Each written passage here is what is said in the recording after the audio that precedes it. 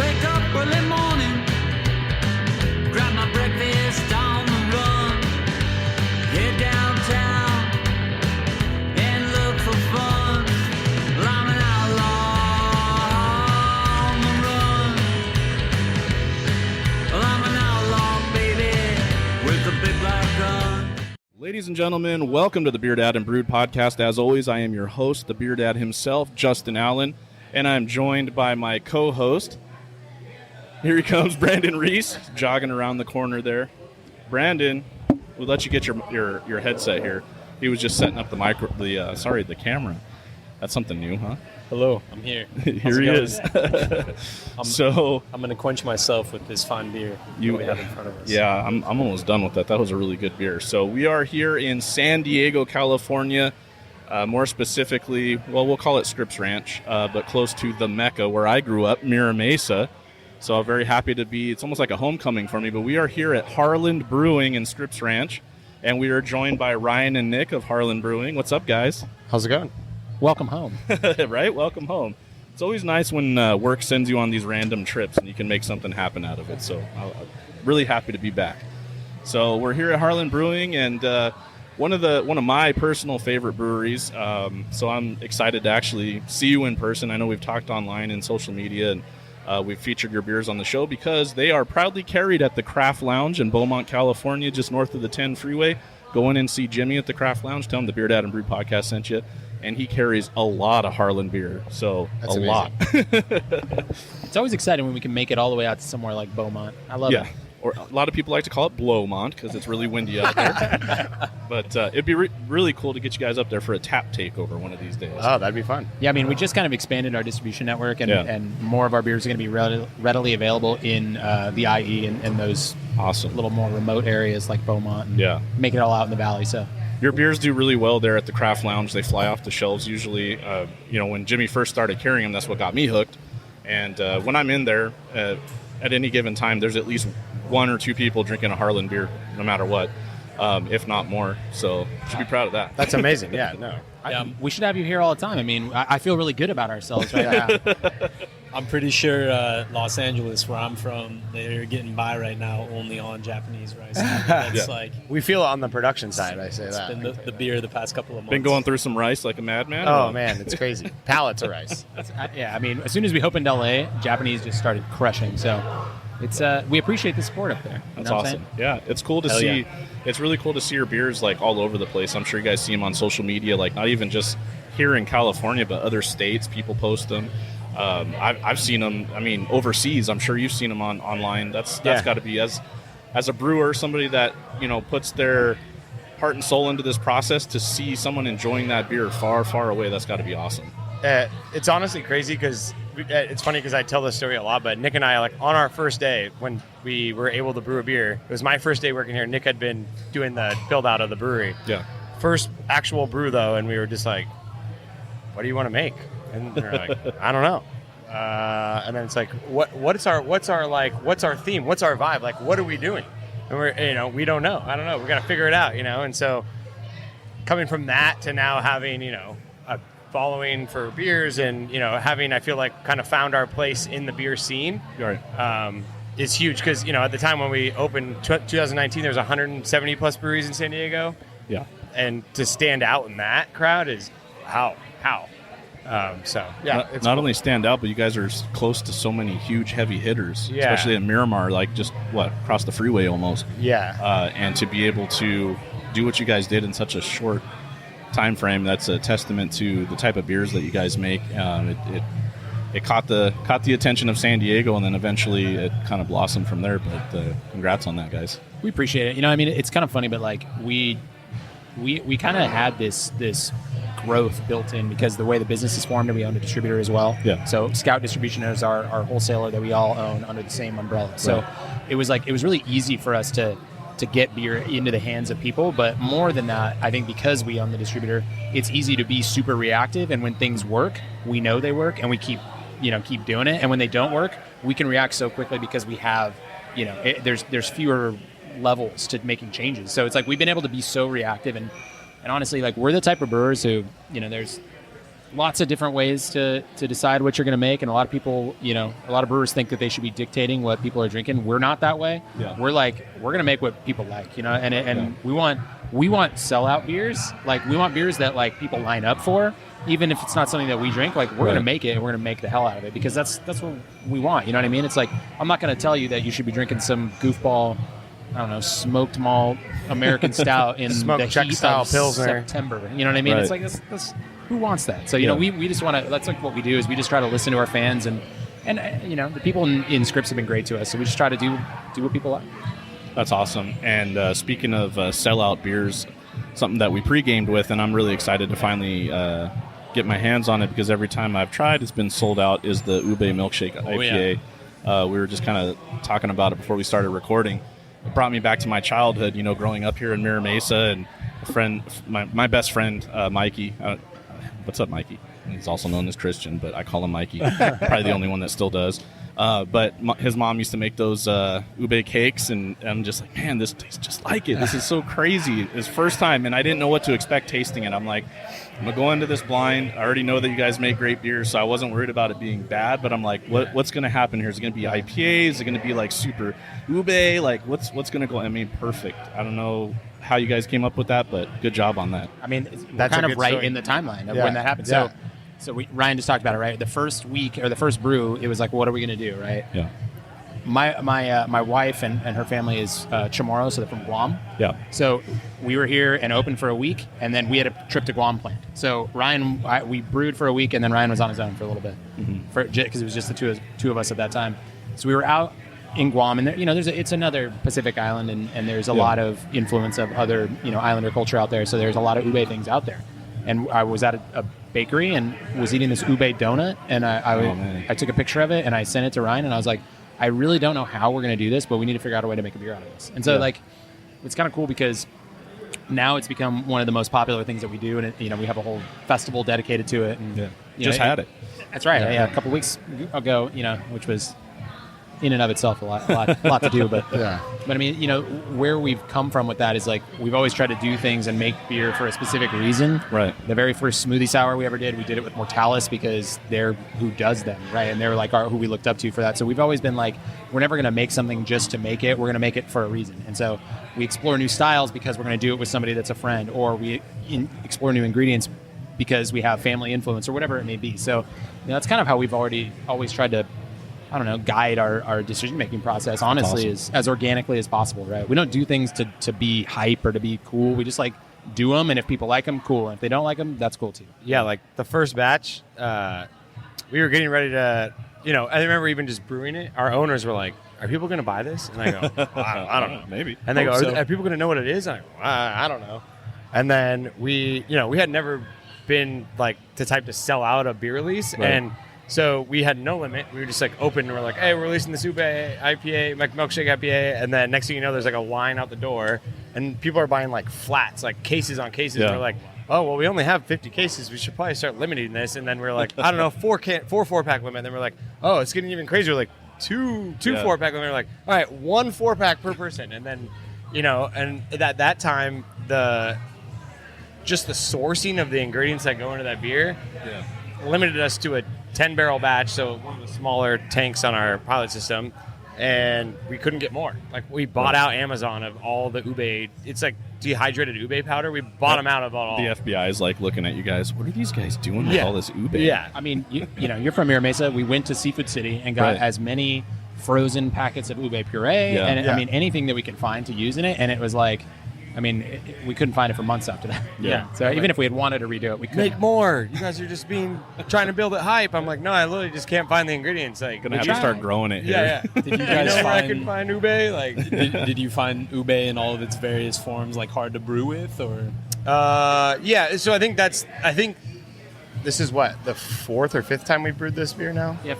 Yeah, 5th, I think. But it's changed a little bit every time, just based off of the first time we brewed it, it was a true IPA. I mean, it was dry hopped very heavily with Sabro. So we've obviously dialed that back quite a bit. And, it's just the way we treat the beer and the way we adjunct the beer is definitely changed every time, but to make the beer better, in our opinion.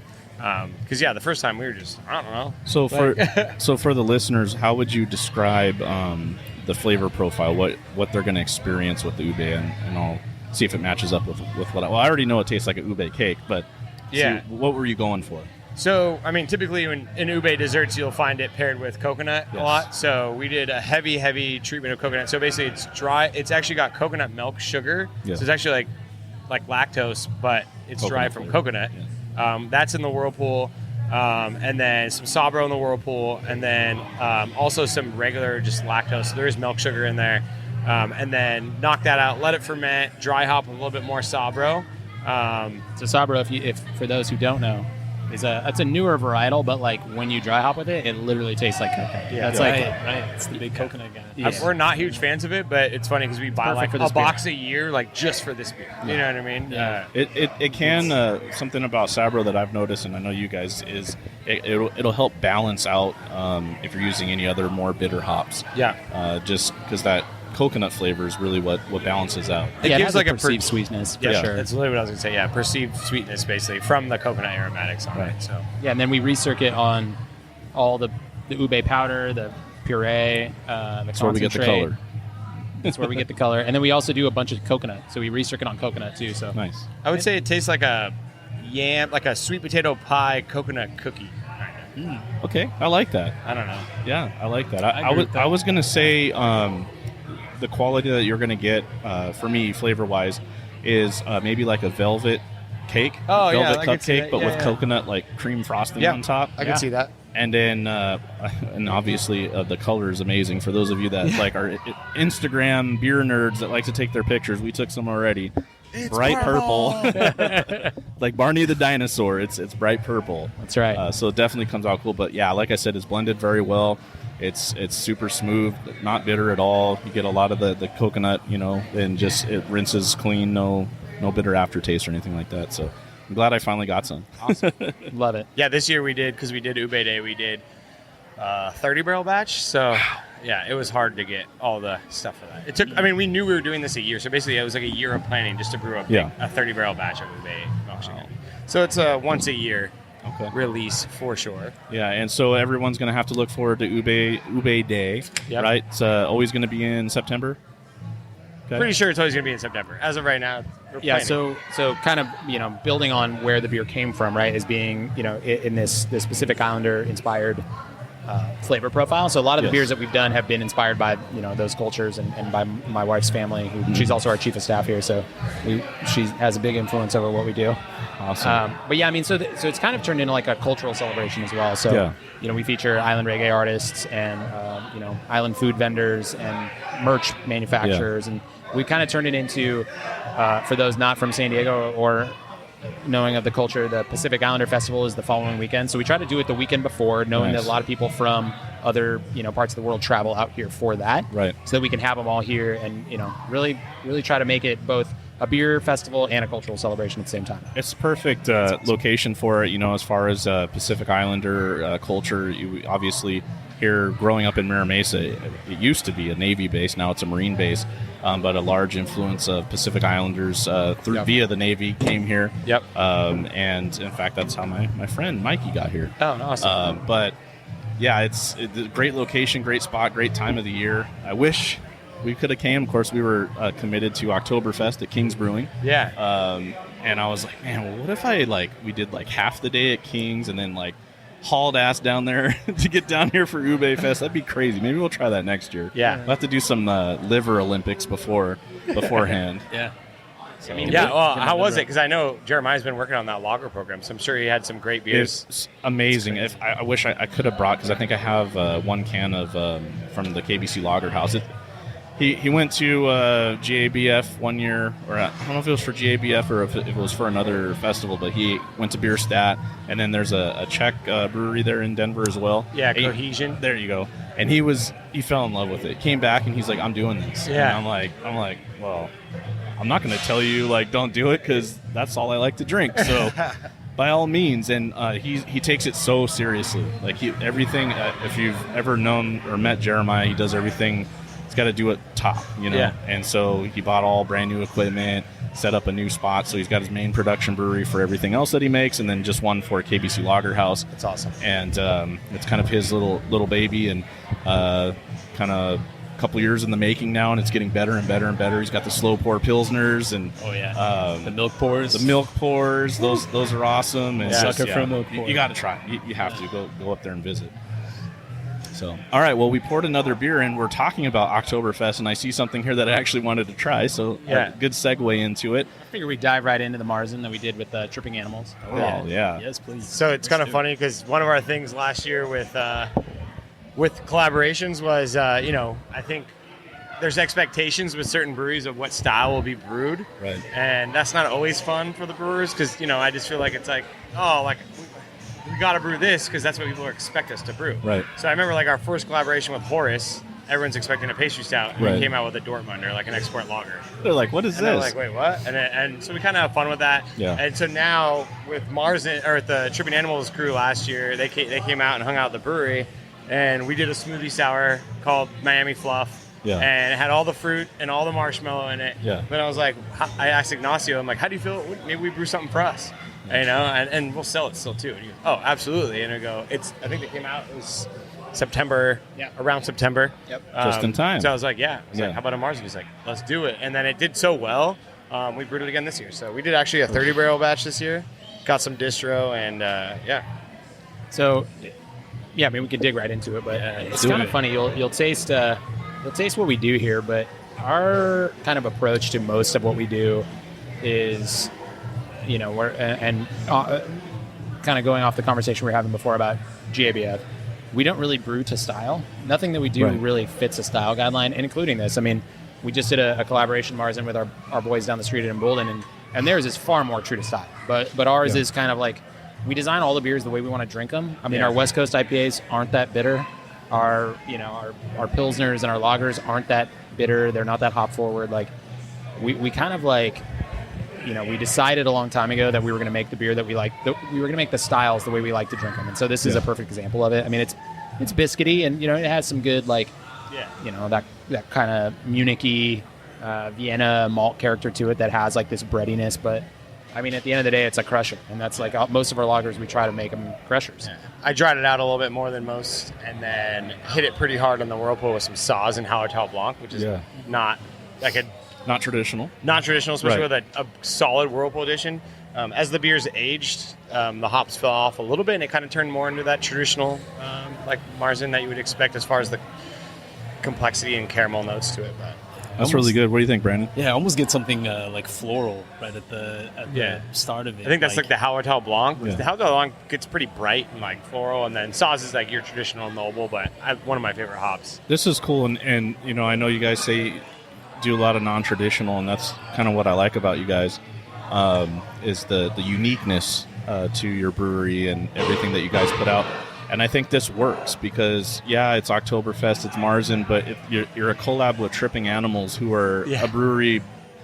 They don't brew the similar style, but they brew all the wild stuff, right? Yeah, for sure. Got some stories about those guys because we went to Irie Jungle this year. So, all right, there we go. So did they. That's spending time with those guys is a lot of fun, but Miami is a different country. How was the island party? Did you go to that? I didn't. I saw the last time I saw those guys was for Wakefest. I was out there. Oh no, that was Wakefest. Okay. Sorry, Yeah. a week before. I know you guys were there because I saw what's his name? Yeah, Tall Jack guy, was out there for us. Tall guy, Tail. Jack. Jack. Yeah. Miami to San Diego and now back to Tampa is where you went. I think he's Miami everywhere now. Yeah, no, right. I literally think his title or his Instagram is Miami to everywhere or anywhere, There you go. something like that. Yeah. Yeah, I saw him there because it was funny. I was literally on a work trip in San Diego right before Irie Jungle. I was on a work trip down here, and he was at the Carmel Valley Tap Room. And I went and I was talking to him, and then I saw him at Irie Jungle. And I was that's like, hilarious. I was like, why do you look so familiar? And then he turned around and had the Harland shirt. I'm like, that's where I seen you. And then he went back to the booth and started serving. I'm like, all right, cool. But yeah, Irie Jungle is a blast, man. Those guys are amazing hosts, man. They throw a great party, and that was actually one of my favorite festivals I've ever been to. Those guys, they're funny. Like they do the same thing that we try to do when we do collaborations with people. Like, we want them to come out here and feel like family immediately. And, Right. And when you go to Tripping Animals, it's like you walk in and, they're playing dominoes and they're, barbecuing, and it's like, it doesn't matter who you are, you're welcome with beer and food and fun. And it's like, that's a family out there, you know what I'm saying? And that's like, we've tried to do the same thing. So when we first met them, it was like, it felt immediately like we were family, because it's like, oh, you guys are the same people. So they're dope and they make great beer, and we love them for sure. So.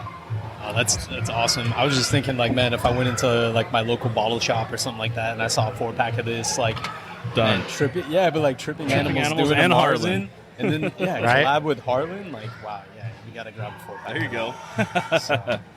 I love the can art. I too on totally that. forgot That there was dope. even a camera going. That's what I was like, what is It's he so doing? tiny. I was like, Look who's at he it. showing that to? I know. That is our- Hopefully we're all in this shot. That is something that I've had for 2 years and never used, so I figured I'd actually use it one time. Perfect. But the DJI Osmo 2, the wide angle lens, we'll see how that looks. This is kind of going back in. Nick's cracking another beer, but this kind of goes back into, again, brewing what we want to drink. We did a collab with Kelsey at North Park and Kyle from Horace. Oh wow, 3-way. Three collabs. So we did North Park released Cryo Eyes. They released Classic Eyes first. So Classic Kelsey Eyes. did Classic Eyes. So it was kind of like a new school approach on a classic West Coast IPA. So it was like Centennial.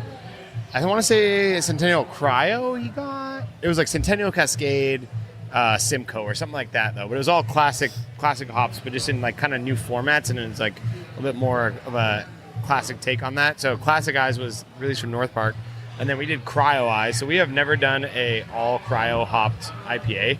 So the only hops in this, there's no traditional T90 like regular hop pellets. It's just the cryo. Just cryo. Just cryo. Wow. Man, I And- can smell this, like, as soon as you cracked Poured it, it, yeah. Nick, like, yeah. And the Just crazy that thing is, beautiful for people that shy away from IPAs and stuff because of the bitterness of the hops, when they smell this, they're going to be terrified. Yeah. It is very the aroma is like, oh yeah, Aromatic, it's yeah. insane. But then I already snuck a taste already. Not what the No. aroma gives you. Like, it's so clean, and that's what I love about your beers. It's insane how you can pull that off, to pull that aroma off, and then not be like I'm drinking a freaking Stone Delicious back in the day, where I'm like, oh my god, what is this? Tastes like tree bark. Yeah. I mean, that's Right. yeah. And it's kind of funny because like that's, when you read the label, right, and it says, it just says India Pale Ale, right, Yeah. and you'd assume it's just a typical West Coast IPA, but it's Right. our typical West Coast IPA, which is going to be like that. We like the aromas to jump out of the glass, but we want restrained bitterness, and we want a dry finish that's not too thick, not too big bodied, and nice and crisp. And again, I mean, the idea being that I don't know about you guys, but I never like to drink just one beer, so I want to be able to have more than one and enjoy myself. Yeah. This That's one good you can thinking. crush. What's the ABV on it? 7.5. Oh man. It would sneak up on you too. My dad, I think, I'll get actually, you. or no, who was it? Maybe my dad. Oh no, it was Miguel. One of our buddies literally crushed a 4-pack the other day, I felt it. and he didn't realize until about halfway through the fourth can, he's like, "Oh wait, no, Yeah. these are Okay, 7.5." I'm faded. Whoops. I did that once with a King's beer. I think it was the Falcon Heavy or something like that. Not realizing it was a triple. And I'm sitting out at the pool, and I drank the whole 4-pack. And next thing I know, I'm in the pool, and it feels like I'm in the ocean. I'm like, what is... And then I was like, wait a minute. And then I thought about it. I'm like, you know what? Jeremiah, usually when he puts out the hazy IPAs, they're always triples. And I look at the can, I'm like, oh, shit. That's hilarious. Yeah. Yeah, Super smooth. But this right here, this is a good boat beer. Even though it's a little stronger, it's just crisp, clean. It probably, nice and refreshing on a Yep. nice day. But And actually, I should go run and get it just because it's part of the series. But we're working on the third iteration, which is Kyle's version. But obviously, everyone knows Kyle's a gypsy brewer. So he does not have a brewery, so the beer is being brewed here. yeah. But basically, we did Cocoa Eyes, and Kyle goes, "Let's see how much coconut we can put into this." And so he goes, "What's your average? What's your coconut dosing rate?" And I was like, "Oh, mine's like 1 pound per gallon." And then Yeah. Kelsey, with his Macaroons Before Dying series, was like, "Oh, mine's 2 pounds per gallon." And then he was like, "You ever heard anyone doing 3 pounds per gallon?" I go, "Nope." And he goes, "Let's go for 3." And I said, "Okay." Okay. And then on the side, so it's called Cocoa Eyes. On the side, it literally just says coconut like 20 times. Yeah. And it's absurd. It's nuts. I mean, yeah. I mean, we've had one of our guys has literally been working on it for like a week straight, and that's literally all he's been doing is reloading the recirc vessel and just doing more and more coconut every Right. day. So it's It's been nuts. I like that. I like that. That's the cool thing about you guys and a lot of the breweries that really like to play around and do the R&D stuff. It's really cool because then you're like, stuff like that. How much can we push the limit here and see what we come up with? You know, and sometimes it's not so good, and sometimes you come up with like a home run. So I'm excited to try it. But this right here is damn fine beer. Yeah, in fact, I already know who would really like this. Jimmy. I'm not sure if he's had. Is this in distro yet? This one is Just tasting in-house? only. Okay, yeah. Jimmy, you would love this beer. We'll send you with some for it. All right. We try to do, it's kind of funny, but like we try to do like a lot of fun stuff for distribution, but a lot of times it just ends up being, just what we have. Right. You know, we can only do so much, so we do it in house because that's kind of all the volume we have for it. Yeah. And like more than anything, it's not that we don't want it to get out to the people and that are far away, but like we want to reward the people who come here every day. Absolutely.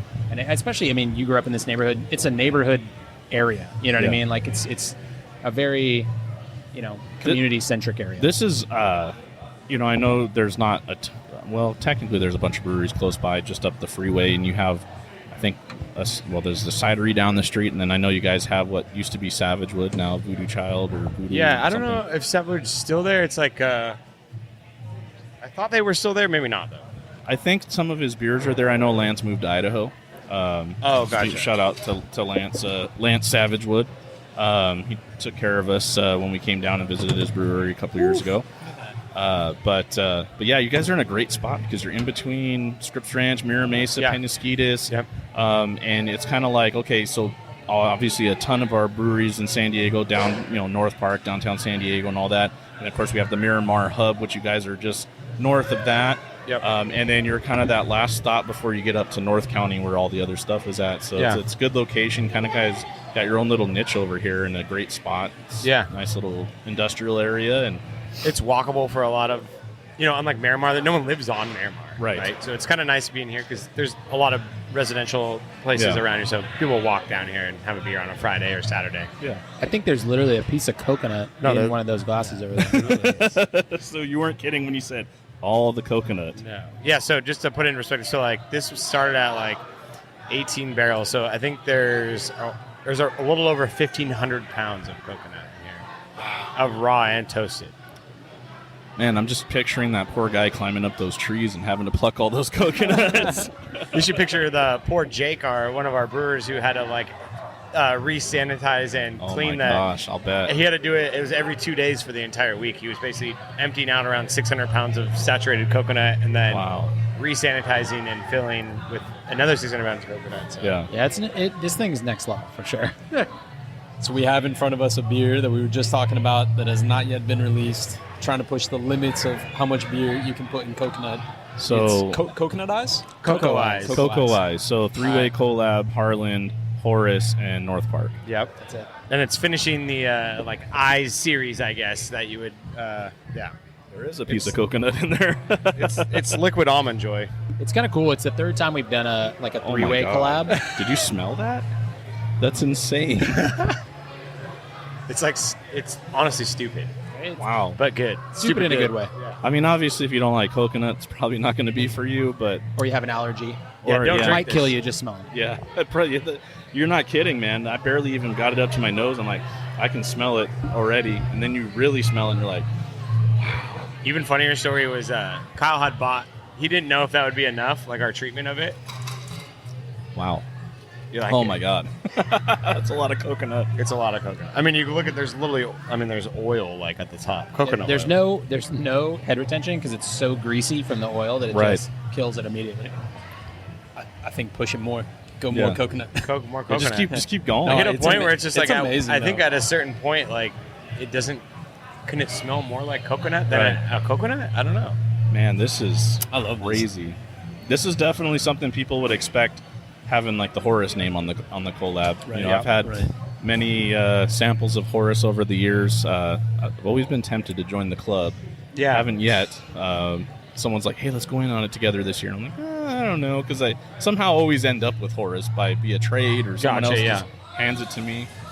In fact, what was it when we had the show with 903 Brewers up at the Craft Lounge? One of our listeners, that became a good friend of ours, he brought a bottle of Horus that he won at the first Kunkel Fest at the silent auction. He's like, we're going to break it open tonight. Oh, awesome. And God, man, every beer I've had from Horus, man, is just stellar.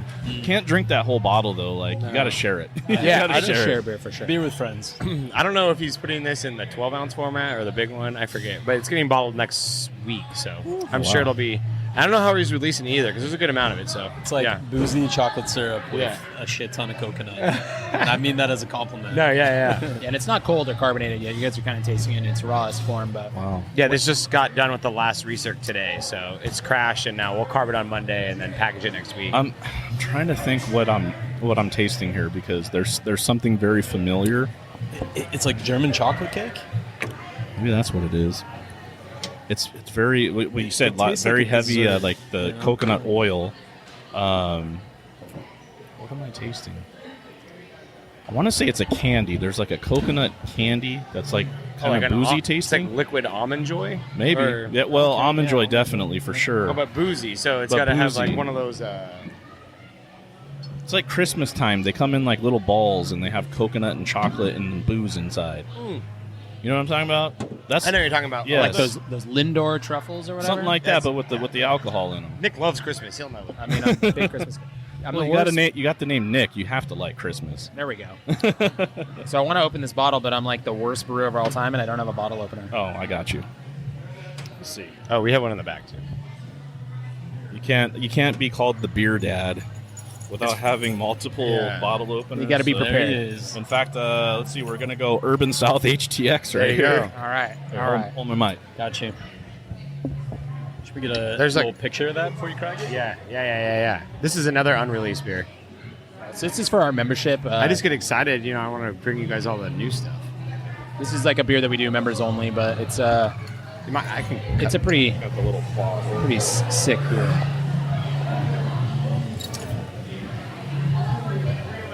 It has a wax tip on it. Yeah. They're trying to Beer open Dad it. is trying to work his way can- through it. It's clawing on it. Cut it. You Too. got a knife? I have a knife. Yeah, let me go get a knife. Get a knife to claw the wax off of it.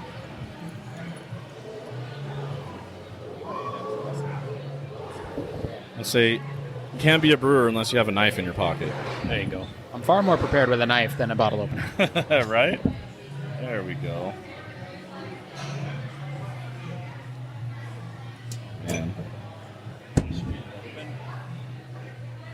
So we're gonna go straight into something. So we're else just here. we're just going. We have a lot of beer for you guys to try. So We love Friday. There we go. Wow. I'm excited for this one. So Good thing the hotel's right down the street. Yeah. So this is our newest barrel age release. So this is Triple Vanilla Van Rip. So it is Old Van Rip Barrel Aged Imperial Stout. It was in barrels for I think exactly 12 months, so like just exactly right around a year. So this is Van Winkle barrels. Yeah, Old Van Rip barrels. Yeah. Oh my gosh. I have a buddy of mine that will probably lose his mind. So I think this is like glass for our members. I think this is gonna be like one of the cool stouts. I mean, our relationship with Horace and Kyle. I think that's like the biggest thing is we love Kyle. We're really good friends with him, Yeah. and his ability to source insane barrels is obviously like he's the guy. So we teamed up with him a lot, and he helps us get some really cool barrels. And so these old Van Rip barrels were probably some of the cooler barrels we've gotten through him. Yeah, so they're 10-year old Rip Van Winkle barrels. So they're That's you know awesome. What it the So, the lowest Pappy Van Winkle barrel you can get, but I mean still when you get them, there's nothing like them. I mean they come out nice and hot and still like tons of caramel, tons of molasses, toffee, like all the things that you look for in like a classic bourbon, profile. Like to me, that's what Old Rip Van Winkle is it's like it's maybe the one of the best examples of just like perfect bourbon character. So like this beer was pretty easy to want to only do a little bit of adjuncting as far as Yeah. only one adjunct because it was just like it's so good as it is. Such a So good beer. how do you, just so everybody knows, what do you get when you join like the Harland subscription or Good the question. whatever? Yeah. So the Harland membership, Membership. it's super limited just because honestly we're so busy and with space we only have a handful of barrels. So I think this year we had 120 members. Yeah. And you get 10 bottles that are included with the membership. You get, I believe it's 10% off. 15% off 15% discount off. in the tasting room. Discount in the tasting room. You get a cool, like, different merch every year. Like last year we did a cool jacket. We did a glass. We did, I forget what the other item was. This year it's a keychain, a shirt, and the option to buy a jacket. But they're, like, really cool, and they're, like, members only. They have the Seekers logo on there. But then the main thing is just you get 10 barrel-aged bottle releases, and they're all limited to only Seekers members. Well, and, That's awesome. And the last thing, you get first access to any can we ever do. Oh, yeah. So that's like a big thing is you don't have to wait in line. You know you get to have whatever cans we do. And then also included is a ticket to Ube Day, which, you know, the GA price this year was $90. So it's, you know, that's included in the membership. Is every member gets an entry to Ube Day. That's awesome. Yeah. So it's a deal. So $350, but you get 10 barrel-aged bottles, ticket to Ube Day, usually a shirt or hat, and then like a keychain or something else small or a glass or something like that. Okay. So just depends on the year what the merch item is for that year. So basically, you're saving money. You're a big Yeah, Marron no, fan, honestly, you know? It's almost a dumb idea not to do it, you know? Right. The thing Took is the that words out of my mouth. Yeah, Especially for the locals, that's almost a no-brainer. Right. It's hard though because with the amount of barrels we have, we do have to limit it. So it's like every year it's a lottery. Yeah. So it's like, you know, you're like, why aren't you guys in this? It's like, well, I was trying to be, but you didn't let me. It's literally, and that is literally due just to the amount of barrels that we have, Right. And it has to do with the amount of space we have for them. And honestly, it's like it's super humbling that people want to be drinking what we're doing. And Yeah. I mean, we had a lot of entries into it last year, and we really wish we could do more because it's just it's amazing that people like the beer this much and, you know, like what we're doing. So we want to be able to give it to everybody. But like Brian said, I mean, we're limited on how many barrels we have, and Oh my trying God, to fit a that's stout brew for barrels in like is tough. I mean, the schedule is packed with Japanese lager all the time, so it's hard to get a stout brew in. What do you think? Stupid. I know, man. You know, for me, That it's is like so good. it's like that caramel coconut Girl Scout cookie. I'm blanking on the name. Samoa? Samoa, yeah. There's no coconut either. You know what? And then the other thing is the vanilla that we use is the Republic of the Congo vanilla. Tried to choose my favorite vanilla of the year. We have a really cool, awesome vanilla supplier, and we get a lot of options for origins for the vanilla. And this year was probably my favorite because it just reminds me of like sugar cookie batter. Like some of the vanillas kind of get fruity and a little tropical almost. Right. Some of them get very baker's, like just vanilla extract-y. Some of them get cookie. So this one to me, we did actually, one of the collabs we did this year was almonds and vanilla, and it was with Horace, and it tasted like a freaking almond cookie. It was so good. Wow. And so we decided to go with the Republic of the Congo vanilla for this too, and did the triple amount. I think it's 3 pounds for like a barrel of barrel-aged stout. So it's more vanilla than we put in a beer, and it just came across as like this caramelized sugar cookie. It's very good. I like to compare things here, and my comparison to this is one of my favorite things. I know it sounds cheesy, but you guys ever had the magic shell that you put on top of the ice cream? I love yeah. Magic Shell. Vanilla bean ice cream from Tillamook. Oh, with yeah. the magic shell on top. That's what I'm getting here. 'Cause that's like that legit vanilla where you can see like the vanilla bean Yes. speckles in, Yes. the vanilla ice Yes, cream. and it's very, very. If you're not a vanilla fan, don't do it because it's super strong vanilla flavor, and I love it. And then that chocolate shell kind of balances it out, and I think that this right here, you get chocolate and a lot of vanilla. It's really, really good. If you like vanilla, this what are we calling it? Triple vanilla Van Rip. I love it. Great job on that. And how long did it sit in the barrel? That was 12 months. 12 months. And we okay. used them a couple different ways. We have a couple things double barreling in. So like we did one. It's actually funny. We have another beer that we did, and it was basically like I just feel like a lot of the guys that are into pastry stouts are like, it's good, but it could be thicker. And we were like, I mean, it could be, but do you want it like that? Right. And then we kind of brewed a beer just to see how thick we can make a beer, and it's ridiculously thick. So It's kind of cool. So it started as like a homebrew guy and his sort of club here in San Diego, Conscious Ales.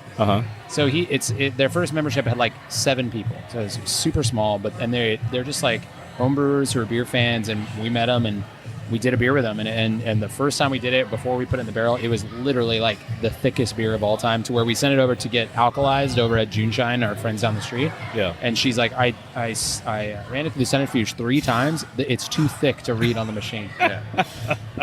She couldn't even alkalize. You're gonna have to like distill this to figure out how much alcohol. Wow. That's a thick beer. Yeah, and it was kind of like, it was literally just a joke. Like, Yeah. it's literally, we brewed it to be a joke. So it has every type of sugar. It has like, I mean, you name it. It's got honey. It's got maple sugar. It's got double mash, no sparge, 10-hour boil, maple sugar, honey, malto, dextrose. I mean, you name a sugar, it's probably been thrown in there. To the point that I was actually telling Wes from Bottle Logic, and you know how they are with their stouts. They're very serious. Oh yeah. And I'm showing him around. We're doing a collab, and I'm telling him about the beer, and he goes, "I don't believe you." And I go, "You want to?" And I think I told him like the estimated starting gravity of this beer, and he goes, "No, you're lying to me." And I go, "Well, do you want to try it?" And he goes, "Absolutely, I want to try it." And so I take a sample out of the barrel, so it's even thinned out now because it got, you know, a little thinner in the barrel from the booze and everything. And it was a George T. Stagg barrel, so I mean, I'm a bourbon guy more so than a beer guy these days, and you know, George T. Stagg starts at like 135 proof minimum. I mean, that thing is, you know, so hot, and so it thins it out hard. Yeah. If anything's going to thin out, it's that barrel's going to thin out your stout. And I pour it to him. I pour it for him, and he takes a sip, and he goes, "I hate you." And he goes, "How do we do this?" I hate you. It's quite the compliment. That's a from compliment Logic. from Bottle Logic for sure. Yeah. But then we brewed one with him. So then he's like, "All right, well, our collab on our end, we're making one of these." And I said, "I'm in." And so yeah, we're That's awesome. we brewed it maybe a month ago, a little over a month ago. We have a great relationship with those guys. Yeah. Lindsay over there, who she does, you know, I don't We even know what her we job just is. did a podcast with her 4 episodes ago. Okay, I wasn't so- there for that, but So Lindsay, Yeah. lived- Lindsay's amazing. She lived one street down from me. She's 2 years wow. older than me. We were both in the marching band together. We were both in the choir together in high school. Yeah. She would drive me to choir to like all of our Christmas gigs every year. So like, Awesome. her and I have been super close since we were in high school. And That's then dope. like, we went to her wedding, and we've kept in touch barely throughout the years. Yeah. And then like, I was like, oh, I was working at Pizza Port at the time when she started working at Bottle Logic, and I was like, oh, great, this is.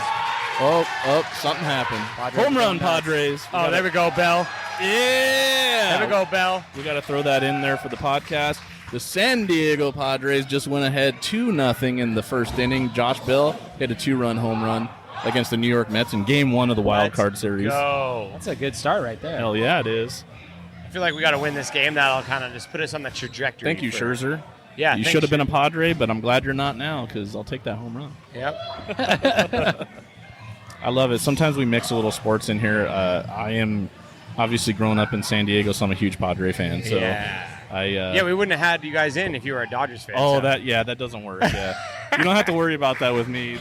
Everyone always jokes like, and I have a lot of being up in the IE. I have a lot of friends that are Dodger fans I'm now. sure, yeah. But it's one of those things where I always tell them, yeah, when you're born in San Diego, like your parents literally tell you, listen, you're gonna. There's 2 things you need to know. One, you're gonna hate the Dodgers the rest of your life. That's a given. And also, San Diego burritos are 10 times better than LA burritos. Yep. That's one of the givens. I mean- if you want rice and beans in your burrito, you go to LA. If you want all meat, you come to San Diego. That's kind of how it works. Man, I just grew up with rice and beans. Like, I don't know. I have an appreciation for both, but you know. I don't mind rice and beans. I just don't want them in my burrito. We don't have a lot, but we're proud of the Padres and our Mexican food. All right, that's all we got down here. The So best. it's- They're- Yeah, you should, Let ask us Nick, have it. you should ask Nick why he's a Raiders fan now. Uh-oh. I mean, the I- Chargers moved. There's only one thing in San Diego that we hate more than a team leaving, and it's the city of Los Angeles. So you move to LA, that's it. You're dead to me. So You're dead, and I'm going to go cheer on the arch nemesis instead. So- I mean, that's it. Now I'm a Raider fan. So for me, it was one of those things where I had a soul searching when they moved. I had to, well, what am I going to do? I grew up in San Diego. I was literally brought home, like in the little bassinet they brought me home, Padres and Chargers. So I had no choice. And so I've been a fan my whole life. And so when they moved, I'm like, okay, well, I moved out of San Diego in 2001, moved up to the Riverside County area. And it didn't sting as bad. And I was like, why is everyone so upset? Like, it sucks, but I'm like, it doesn't suck as bad for me because I'm not in San Diego anymore. So then I'm like, so what do? I got 30 plus years of rooting for the Chargers. I'm just going to give it up because they left San Diego. So I'm like, it's so hard for me to say Los Angeles Chargers. Yeah. So I don't do that. But I still root for the Chargers. They're still my team. There's no way I could root for the Raiders. I just couldn't do it. If you live I up feel there, dirty. I accept it. Yeah. I mean, I asked him. I go, so do you go to the bars and like cheer on with the other Raiders fans? He goes, absolutely not. No, I don't do that. I mean, I'm not. He's not a savage. No, yeah. Yeah, you would need a shower after that for sure. No offense to the Raider fans. But yeah, no, we'll mix a little sports. Go Padres. That was awesome. Good job. Josh Bell coming through clutch in the playoffs. Yeah. It's crazy, love actually, that. the Mets' downfall. They were in the lead by like 10 and a half You games. know what and lost the really, division. what I really... Turning this into baseball talk. I know, but the commentators, every single one of them today, all day long, have picked the Mets. Not one person has picked the Padres to win this series. About to So tell them to cram it. don't mess with the underdogs, people, That's right. especially the Los Dyers. When we see them in the NLDS, it's going to be sweet revenge. Oh, I cannot wait. Yes. So, we'll get back to the beer now because you just Yep. poured another beer. So this is, I mean, the kind of last one we wanted to go through was just, it's our single hop Nelson beer. So, I mean, it's, Nelson has always held a special place for us, and Yes. I mean, as it does for most. But I think one of our favorite, anecdotal evidence about why this beer is good is Pat McElhinney of Alpine fame. Yes. Grumpy man, great, very nice man who hates everything. I mean, he's been around for a long time, and he hates almost everything there is. Right. And he came in here, and he drank this beer, and he said, "This is the closest thing to my Nelson I've had." Yeah. And we were like, "That's it. We peaked. Thank That's you. it. That's the end. Made it. Curtain Yeah, call. that's We're all doing you it." So this is. And he drove all the way down from here. Alpine just because he had heard other people telling him he needed to come down. Got to and try have the it. Nelson. So we're very proud of this beer. I mean, it's honestly it's just a Nelson single hop West Coast. A little bit firmer bitters than what you had in the Cryo Eyes because it's, treated more like a true West Coast IPA, but still nothing near what you would find in a West Coast IPA from 5 years ago. God, man. There's something that I can say about your IPAs, and not to blow smoke, but for the people, and I was one of them, and this is years ago, until I really started getting crazy into craft beer. But when you have somebody that says, I hate IPAs, Yeah. if they have not tried a Harland IPA, like they have to, because I think one of the things that people think about IPAs is just how bitter they are. And I said it earlier, like you're licking tree bark. And that's kind of how they were. I mean, it was like, when IPAs first became huge here, especially in San Diego, it was like the battle of who can make the most bitter, horrible tasting beer. But the beer nerds were like, I love it. Yeah. Right? I mean, And Stone just set the precedent. for yeah, that, Stone set it up. But here at Harland, like your beers are so clean, and obviously testament to how clean your brewery is, and how clean tasting your beers are. But this beer has no aftertaste, no bitterness. It's just all flavor. It's awesome. Yeah, and I hear you because I grew up here too. So like, when I first was getting into craft beer, it'd be like I'd go to get a case of Stone Pale Ale from Costco because it was whatever $22 for 24 beers. Yeah. And then and then it would be like, okay, go to whatever local liquor store and pick whatever new Stone Bomber there was. You know what I mean? I'm like, okay, let me see what this is about. And that definitely taught me a lot about what I now know as IPA. And I mean that was won't trade that time for anything. But to your point, I mean people often associate hoppy quote unquote with bitter, and more than anything, like we just want to make beers that are hop forward and taste like hops but aren't incredibly bitter. So this is another one it's jumping out of the glass with hop character but isn't super bitter. Right. I was going to say something that's really changed in the industry that I've noticed, going back, maybe a decade or so before, it was like hops were there to make things bitter. Whereas now you come in and brewers like yourself, brewers like Josh, my old co-host who taught me how to brew, innovative as far as like, man, I could literally take a certain hop and create flavor profiles from this hop. And I think a lot of the breweries are going that route rather than like, let's just bitter the crap out of this beer. But let's simulate, I want summertime's coming up. I want something really tropical and this and that. So maybe, Vic's Secret, because you get the pineapple flavor or something like that, you know. And it's really cool to see in the brewery industry. And now, obviously flash forward to now, I love IPAs and I didn't before. And it's because I didn't give it a chance and I didn't try all the different styles. And it was like, I did one and done with Stone, and no knock on Stone because they're the pioneers in the industry and they've done obviously beers that I love.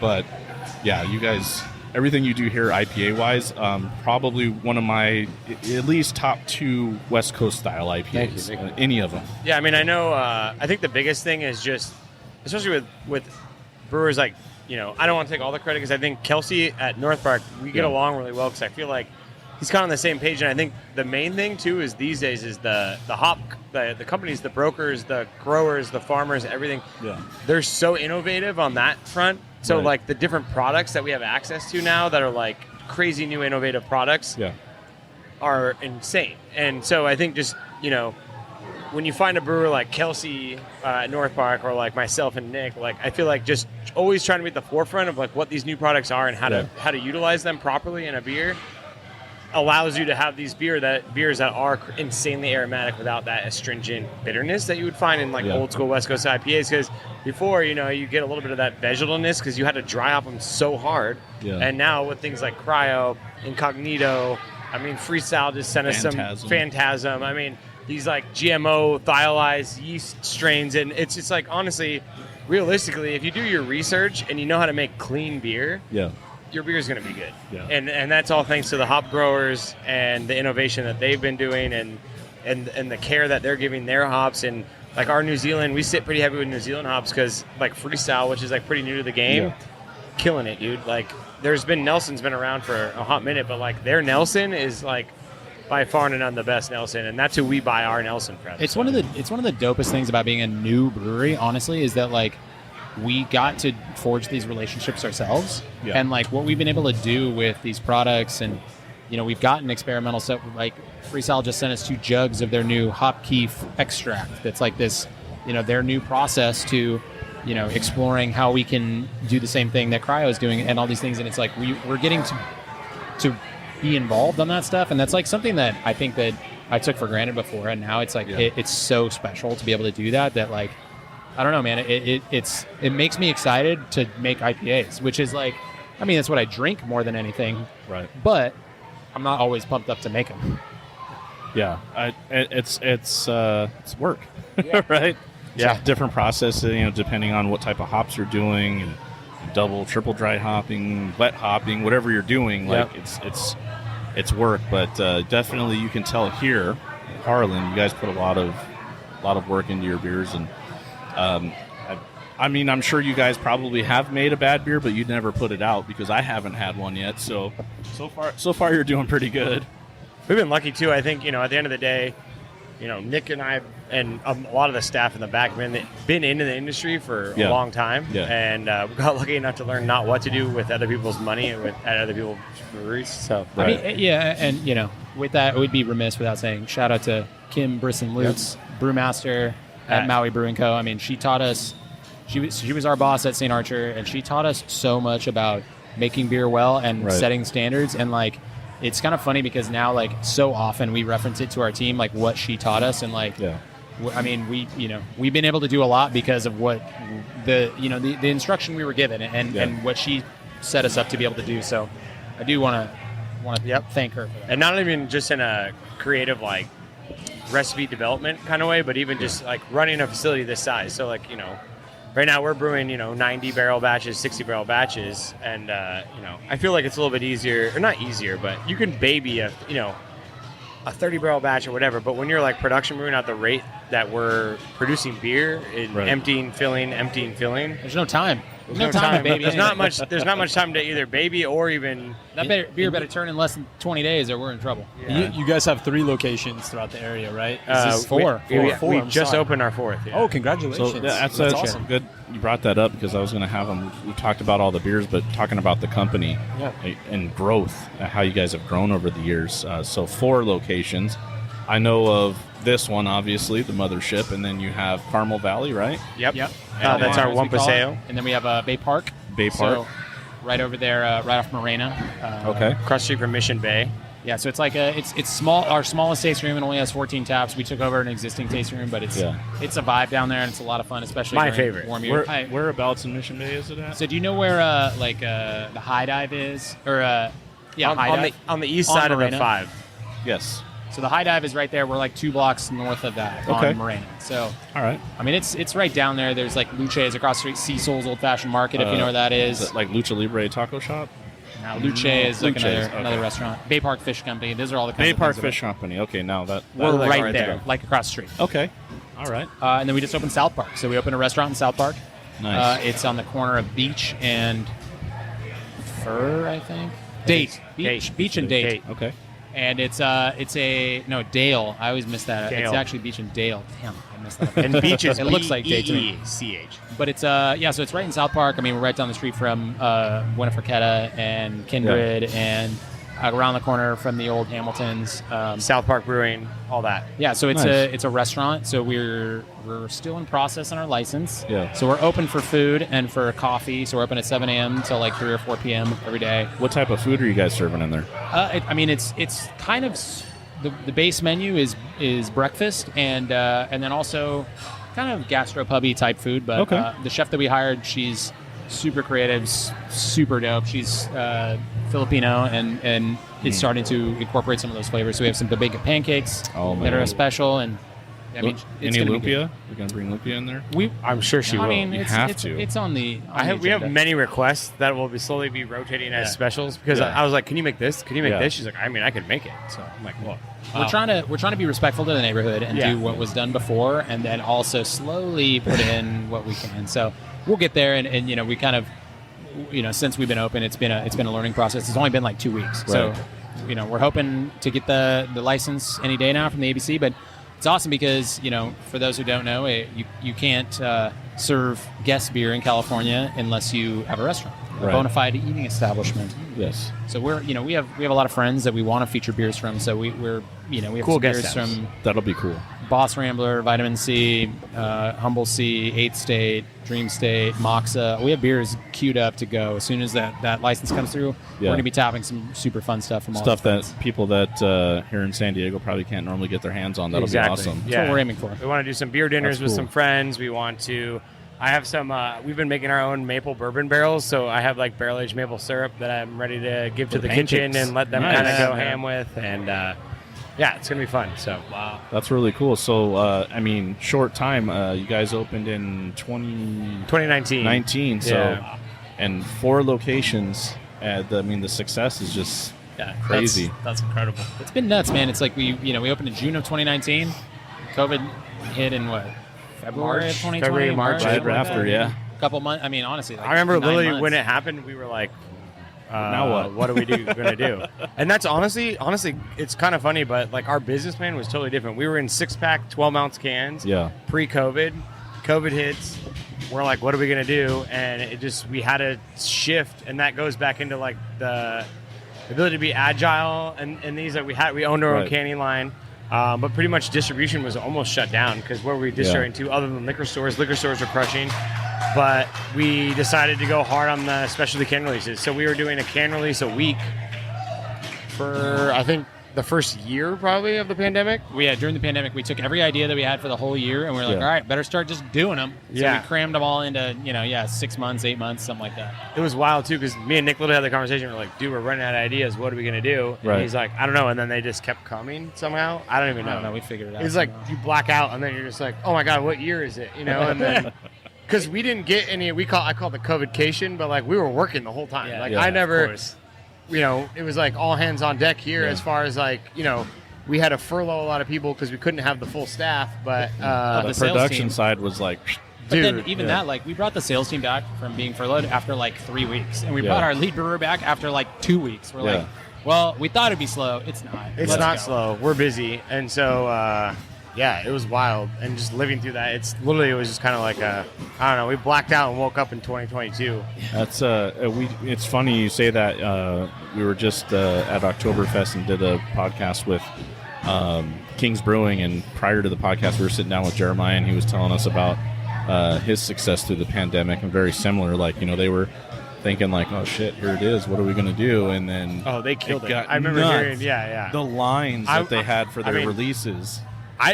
I mean, I think I even told Jeremiah this, but like I live in Escondido, so I live like it's still 2 hours away from Rancho Cucamonga, or like an hour and a half. Right. But I remember like one day it was the pandemic, and they dropped some cans. And I'm like, I don't know, what else am I doing? I might as well drive up there. Go So up I there and just get some drove. cans. Yeah, so I drove up there and I got some cans. Yep, and that line would just like wrap down the street, and it's like crazy. It's like, okay, it's COVID. No one's 6 feet apart. They're all standing in line waiting for their frosés. Like, it's insane. Gotta get it. But it really is a testament to the breweries that were successful during the pandemic. You had to be, you had to adapt. You had to. You couldn't say this is my business plan and this is what I'm sticking to, because if you did, you weren't successful. And you guys did a good job. Jeremiah did a good job.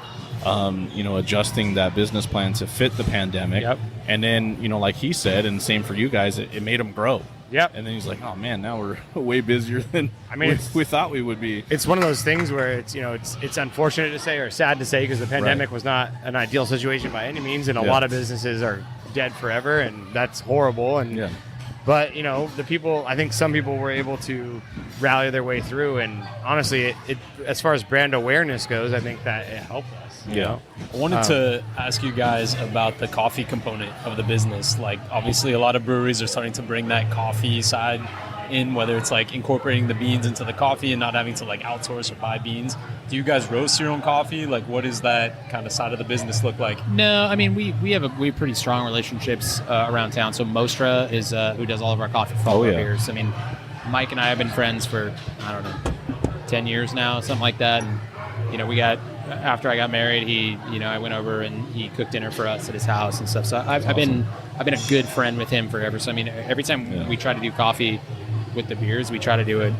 We always use Mostra, and it's just he's a chef first, and then a bourbon guy, and then a beer guy. So it's like he and I are very similar in what we try to do. So I mean, what we do anytime we do a coffee beer, we use Mostra. For the restaurant. We distribute Dark Horse. So Dark Horse is one of our partners for distribution. So I love Dark Horse. And Dark Horse is a lot of fun too. So we sell their coffee at the restaurant. So that's who does our coffee for that. And awesome. I mean they're kind of local to that neighborhood too. So it works for what we're trying to do down there. But those are kind of our two partners for coffee. Cool. Awesome. So normally do it towards the beginning of the show, but like to for the listeners to get to know yourself and Ryan, and we'll start with you, Nick. Let's hear the story of Nick Marron here. All right. So obviously, you're employee number one here at Harland Brewing Company, but you have I'm sure you have a beginning somewhere. So what got you into the brewing industry, and kind of talk your way through it and where you're at now? Yep. So I went to State as a music major. So I'm a San Diego kid. So all music was my plan throughout high school. I was going to be a teacher. That was my whole plan. Yeah. I got a summer job at Pete Sport in San Clemente, my hometown. Yeah. South Orange County, technically. But so I started making dough there. That was my first job, and like stocking, which is like you cut the cheese for the next day and you prep the pepperonis into the buckets that you're going to use, and you do stuff like that. It's kind of goofy, but that's the job. Right. So I did that, and then I realized that like the money was on the beer side, right? And so I turned 21 and I started bartending there. I had to go through the brewing process. They make all the bartenders go through it, so that's kind of part of what you had to do. I kind of just started to like beer. The brewer that I was working with at the time, Ryan Fields, he's up in Atascadero now at Wild Fields. He's one of the most intellectual brewers I've ever worked with, and one of the smartest guys I've ever met. He was a guy with like a physics degree from UCSD who's a brewer. Wow. Also a musician, so he and I understood each other pretty well, and he kind of helped me understand how that related, the creative side and the technical side to beer. And so I did that. I was the first assistant brewer at Pete Sport in San Clemente. Awesome. They made that position for me, and then I was there for like a year, and then I was following a bunch of skaters on Instagram. And I saw that Paul Rodriguez posted that he was building a brewery, and I was like, I don't know what this is about, but okay. So I looked into it and sent an email and said, like, I'm a bartender and an assistant brewer. I don't know what you're doing, but I'd be interested in being part of it. Yeah. Didn't hear anything for like 5 months, and then I got an email 5 months later, and it was like, we're having our grand opening party. Do you want to bartend it? And I was like, sure. And then like, also, do you have any friends? And my girlfriend at the time, who is my wife now, worked with me at Pete Sport, also a music major at SDSU. We did all the same things. I was like, do you want to bartend this thing with me? And she's like, yeah, let's do it. So we did that. Got hired at St. Archer. I was number 6 or 7 employee there. Yeah. So I was there from the beginning. I left after 6 years. She left after 3.5 years. Ryan left after 4 years, It was like 3 years. 3 years, I think. Yeah. Something like that. So that's when we met, was at St. Archer. Okay.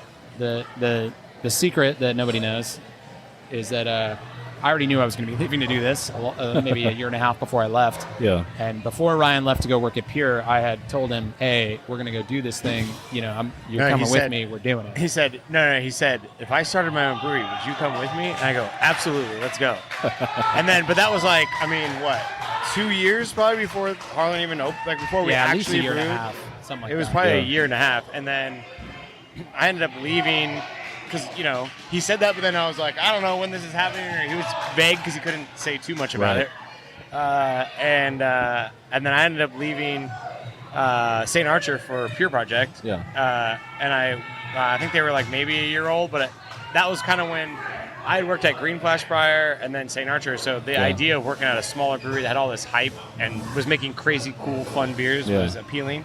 And so, yeah, went over there and had fun and learned a bunch and hung out with Winslow and Jensen.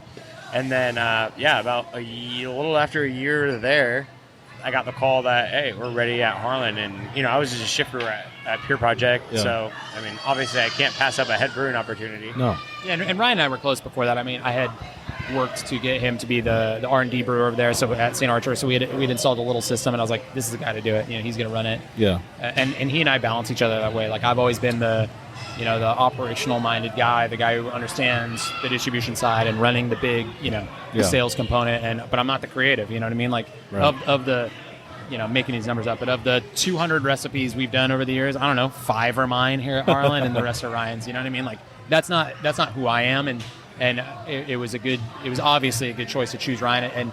And what we've done together is been pretty special because of that. You know what I mean? Yeah. We're very different people who we're very both pumped on what we do here. Right. And we were Yeah. able to do it together. So Yeah. That's awesome. That's important to a partnership, right? You got to have that balance and that yin and yang. And It's yeah, it's that's funny. awesome. It's like I feel like people think you need like the exact like who you are to get along with to be a partner, and it's like I feel like we're literally polar opposites. But everything we do and like it just works. Everything he's good at, I'm bad at. Everything I'm good at, he's bad. Sometimes That's it. that works, and that makes the partnership. You guys, two halves make a whole. But right? then just growing. right, I mean, like for me, like this is my first time being a head brewer. So this is my first time being a manager. So I've Yeah. never had to manage people. Right. I'm a brewer. I don't want to manage anyone. So I think, I'm still like to this day, it's, I've learned a lot about just being a manager and being a leader. Right. And not just being a brewer. Because in my mind, I just want to hide in my corner and make my beer and everyone leave me alone. So, a lot of brewers are the Exactly. same way. It's But you're doing a good job here. well, thank you. We appreciate that. Yeah, we We're appreciate stoked. it. I mean, it's I think this is fun. Like doing this kind of thing is fun because it's like, we're stoked on it, and like a lot of times there's some doubt. You know what I mean? It's like, I don't know, do people like what we're doing? I hope so, but like Yeah. it's fun when we get to have people in and be like, we're stoked. So we in the appreciate you world being of beer, stoked. I just feel like it's hard not to be like doubtful of yourself. Right. There's so many brewers killing it, and I don't know. In my opinion, a good brewer never thinks their own beer is like the best beer. Yeah. So it's like I taste these beers, I go, oh, my beer is trash. Yeah. And so it's like it's cool to hear people get excited about it because I'm like, I taste some of these other breweries, I'm like, God, it's so good. Yeah. And you got to step it up. It's literally one of my favorite things is that Ryan will come in and rarely am I the barometer for what's tasting good, but he'll Yeah. come in after he's doing treatments on something and be like, I don't know, I've tasted this thing like 11 times in the past hour. Does it need more of this? I And I'll be can't like, even taste it. holy hell, man. No, this tastes great. Like, you're good. Like, you can call it on this. It's a theory of mine that I always tell this to the wife when it comes to like dinners and stuff like that. Things always taste better when somebody else makes it. Yeah. You're right. Yeah. It's right. a real thing. Like I could make a ham sandwich and be like, this is terrible. She Yeah. could use the same exact ingredients Yeah. and it tastes amazing. I mean, it makes I don't know sense. I don't know how that goes, but she thinks it's just me trying to be like, chauvinistic man, like go Yeah. make a sandwich. I'm like, no. It's like a real thing. Like it really does taste better if somebody. It doesn't have to be a woman. It could just be anybody. Just someone else makes it. It tastes better. 100%. And that's been like some of the fun that we've been able to have, is like bouncing things off each other. And, I think we're doing all right. Yeah, I mean, I got one of Nick's recipes, which this is a good one just because I feel like in my head when he told me, I was like, that sounds absolutely disgusting. And then it's amazing. and it worked out. And it's honestly one of our like favorite seasonal beers is pumpkin spice fluff. So he's like, all right, how about a sour beer with pumpkin spice and marshmallow? I'm like, that sounds disgusting. And I was like, I tell you right now, basic girls will Yes. love this shit. Do it. No, but I It'll be love it. great. I love it. I'm Do a you love basic it? girl. Dude. I would try it. I mean, literally, Not me. when PSL season comes out at Starbucks, I'm like, oh, it's PSL season, and I go and I get one. So I'm that basic girl. So I'm like, let's go. And Ryan was like, no, this is stupid. That's, it's not gonna work. That's my wife, and for some reason, I just don't like pumpkin. I Oh, can't do well, it in so- beer. I can't do it in So there's anything. no actual pumpkin. I think that's the key to this beer. Oh. There's no actual Just, pumpkin. pumpkin The spice pumpkin flavor. spices. Yep. So Okay. it's It's like cinnamon, nutmeg, allspice, clove, and then ginger. clove, ginger, and then a bunch of marshmallow in a sour beer, and it just works. And it's And now we sell it at Disneyland, and they make micheladas out of it, which is wacky, but we'll let them do it. we saw someone on Untappd the other day. I don't know if do you guys follow like Disney stuff at all, but like I do. Okay, so Disney freaks family. Okay. Yeah. So the ghost pepper michelada. I don't know if you saw that, but they just like launched this ghost pepper michelada. Hollywood Lounge, that's where you can Hollywood get it. Lounge Hollywood. at DCA, Yeah. and you could choose whatever beer you want, and some savage put in pumpkin spice fluff into this That's ghost insane. and he gave it a 5 on Untappd. And I'm like, I think he's just messing with it. We're like, That's this sounds. insane. I would puke if I drank that. And So- he's like, this is great. That's too much. So a sour ale with pumpkin spice and marshmallow, then mixed with michelada mix Oh my and God. ghost pepper Damn, bro. chilies. What ride did he go on after that? That's what I want to know. I would be. Yeah, I'd be really curious to see how he did after drinking that. So one of our bartenders was there yesterday, and we sent him to the bar, and we're like, "You need to get one of these and get it with pumpkin spice, so we could just it could be one of those things that sounds so wrong, but then you drink it, and you're like, it somehow works, you know? Could be, man. It doesn't work. I That's hope what he it- hit the Guardians of the Galaxy after that and was riding. Oh, that would be brutal. That would be brutal. Absolutely brutal. Oh man, you would definitely throw up. Yeah. Oh, man. Yeah. So I just saw a guy walk by here with a flight, and it looked like a rainbow. Oh yeah, there's something green. Bright color. What's the bright green beer that I'm looking at over here? Oh, be a seltzer, maybe. that's our Cosmic Blossom. So it's a collab with Persuade, who's a popular and like a famous graffiti artist, and we did a collaborative artist series with him. Okay. We did a couple merch items, and we did 2 beers with him as well, where he designed the label.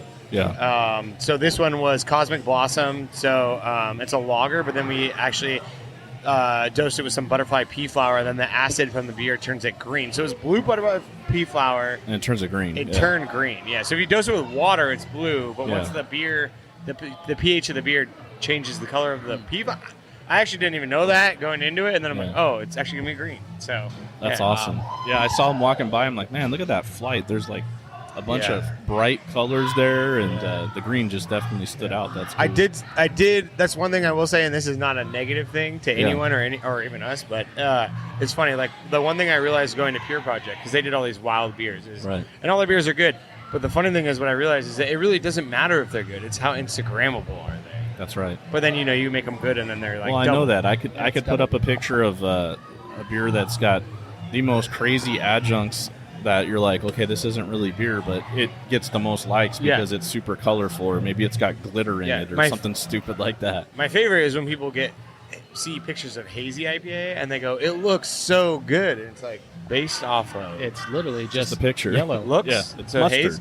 So as a joke, one day I sent a similar picture to a group of beer fanatics, Yeah. but it was just the beer in the glass was actually just actively fermenting lager. Uh-huh. So it was going to be bright, clear, and Yeah. crisp, but it was during active fermentation, so it was hazy as Hazy, all. yeah. It looks so good. I was like, oh, it's actually a lager halfway through fermentation, but thank you. It's going to be great. That's great. I have a contractor waiting at home. I got to bail. I'm very sorry for that. That's okay. No, that's I Well, apologize. we appreciate you joining us. Thank Nick, you so and- much. This was amazing. You Yeah. guys are a lot of fun, so I Yeah. appreciate it. No, we yeah, appreciate thank it. you for having Cheers. us and for sharing your story. And I'm here. Awesome If you guys want beers. to talk, Yeah. But if not, if you want to kick me out too, I'll go home. Oh, Padres scored another run, by the way. 3-0 now. All right, Ryan, make sure you take care of these guys and send Yeah, I them will. some beer. Yeah. Thank you guys so much. Thank you, Nick. Thank you, man. Appreciate it. Good meeting you. All right. Nick Marron. Good dude. Yeah, Yeah. love Nick. That's Yeah, awesome. it's crazy actually. Just the idea that it was just us two here like 3 years ago, and now there's like a big team and yeah, and it's 4 wild. stores. 4 tap rooms. It's wild. A lot of those actually kind of fell into our lap too during COVID, which was Right. interesting. The Bay Park one, for instance, was like, yeah, I think a lot of the landlords at that time were just trying to rent out space, so Yeah. can't pass up on the deal. And We get six satellite licenses off of this one, so I think we're trying to maximize those. So Yeah. I love that Carmel Valley location. Is it One Paseo? yeah, one Paseo. Yeah, It's just cool because it's like a, I don't know, kind of hip little shopping center there with tons of different food options. Yep. One being, was it Burger? What's the burger place? Shake Shack. Shake Shack. Love Shake Literally Shack. right across Oh, the yeah. street. Shake Shack's a big deal for a lot of people, especially East Coasters. They love Right. their Shake Yeah. Shack. They tell you it's better than In-N-Out. They're liars. I just feel like Pricing. it's less special now that we have it so widely available Yeah. and accessible Yeah. on the West Coast. Yeah. You know, it used to be the only one on the West Coast, I believe, that you could find was in the New York hotel in Las Vegas. Yes. Oh, And really? now, Yeah, but they now have, it's everywhere. Now they're everywhere. right, Right? exactly. Um, So it's still good, but maybe I a think little it's bit less really special. good. I think the hardest part of that debate is do you factor in cost or not? Because In-N-Out is Oh. cheap. Okay, Right. that's Well, that's cheaper. Cheaper. I still say it's, to me, In-N-Out's pricey. Compared to what, For though? what it is. Well, compared oh, to yeah, like what it is. Yeah, For- yeah. I mean, the burgers are, little burgers, and they're, what are you, $10, $12 for a combo meal, something like that, which is still kind of, shoot, McDonald's is up there too now. They It's are, like, man. I, They are. and I have my qualms about In-N-Out too, but compared to McDonald's, I'd eat In-N-Out 10 Yeah. times over McDonald's. You got to almost pay me or give me something free to get me to eat at McDonald's. Have you guys ever done a beer float at Shake Shack? No. I've had their It's- shakes, though. I've had beer Yeah. floats, but not from Shake Shack. Okay. Wait, they have? Oh, yeah, because they do have beer. Yeah. Yeah, That's they pretty brew. cool. I believe Brooklyn Brewing Company brews their. Because they have their Shake own Shack beer. lager. Yeah. Or I whatever. I forgot. Yeah, they have their own beer. They have. Yeah, it's pretty I think decent. They have multiple, the or they lager. just have the lager. I think or- they have a lager and an IPA. I could be wrong. Okay. I know a lager. Yeah, it's for Brooklyn sure. beer though. Yeah, it does it. Yeah. Yeah. That That's awesome. just made me think of it. That Van Rip beer that we had earlier. That would have been an amazing float right there. Right. With the vanilla bean ice cream from Tillamook that I mentioned earlier. That, That would make, sounds insane. Right. That would be pretty insane for Tillamook sure. Marion Berry ice cream is also. Ooh, Marion Berry, yeah, that's right. I tried that for the first time pretty recently. It's pretty damn good stuff. So back to the Carmel Valley location. So Shake Shack, and there's also a bomb pizza place right Yeah, next door. Urban Pizza. They do the coal-fired pizza. Oh, Amazing. man. They deliver to the tasting room. Yeah. So we went there. I mentioned I was on a work trip, and so a bunch of coworkers of mine, they're like, where should we go? And of course they asked me because they know I do a beer podcast. So they're like, I'm sure he'll figure it out. Yeah. And so I'm like, well, literally my hotel was right there in Carmel Valley. I'm like, there's a Harland right up the street. I've actually never been to that location, but there's food there. Oh, awesome. And so we ended up going there, and of course we had no idea it was trivia night, so score. So we all did trivia. Oh, we yeah. ordered pizza. They brought it right to our table. Yeah. And it was just a really cool experience. And nice little location, much smaller than the Scripps Ranch location. Yeah. But still plenty of room in there because it's got a little outdoor spot. It still has a decent size inside, and then again, food options. There's a huge parking lot that you can park in there. Yeah. So a lot of things in the area. It's just a nice spot. If you're on the coast and you want some Harland, you can hit that spot up. Yeah, I mean that's kind of the point too with the tasting rooms is trying to hit the whole county. So it's Right. like we got like North County right here in Scripps, pretty much. We're on the coast, North County,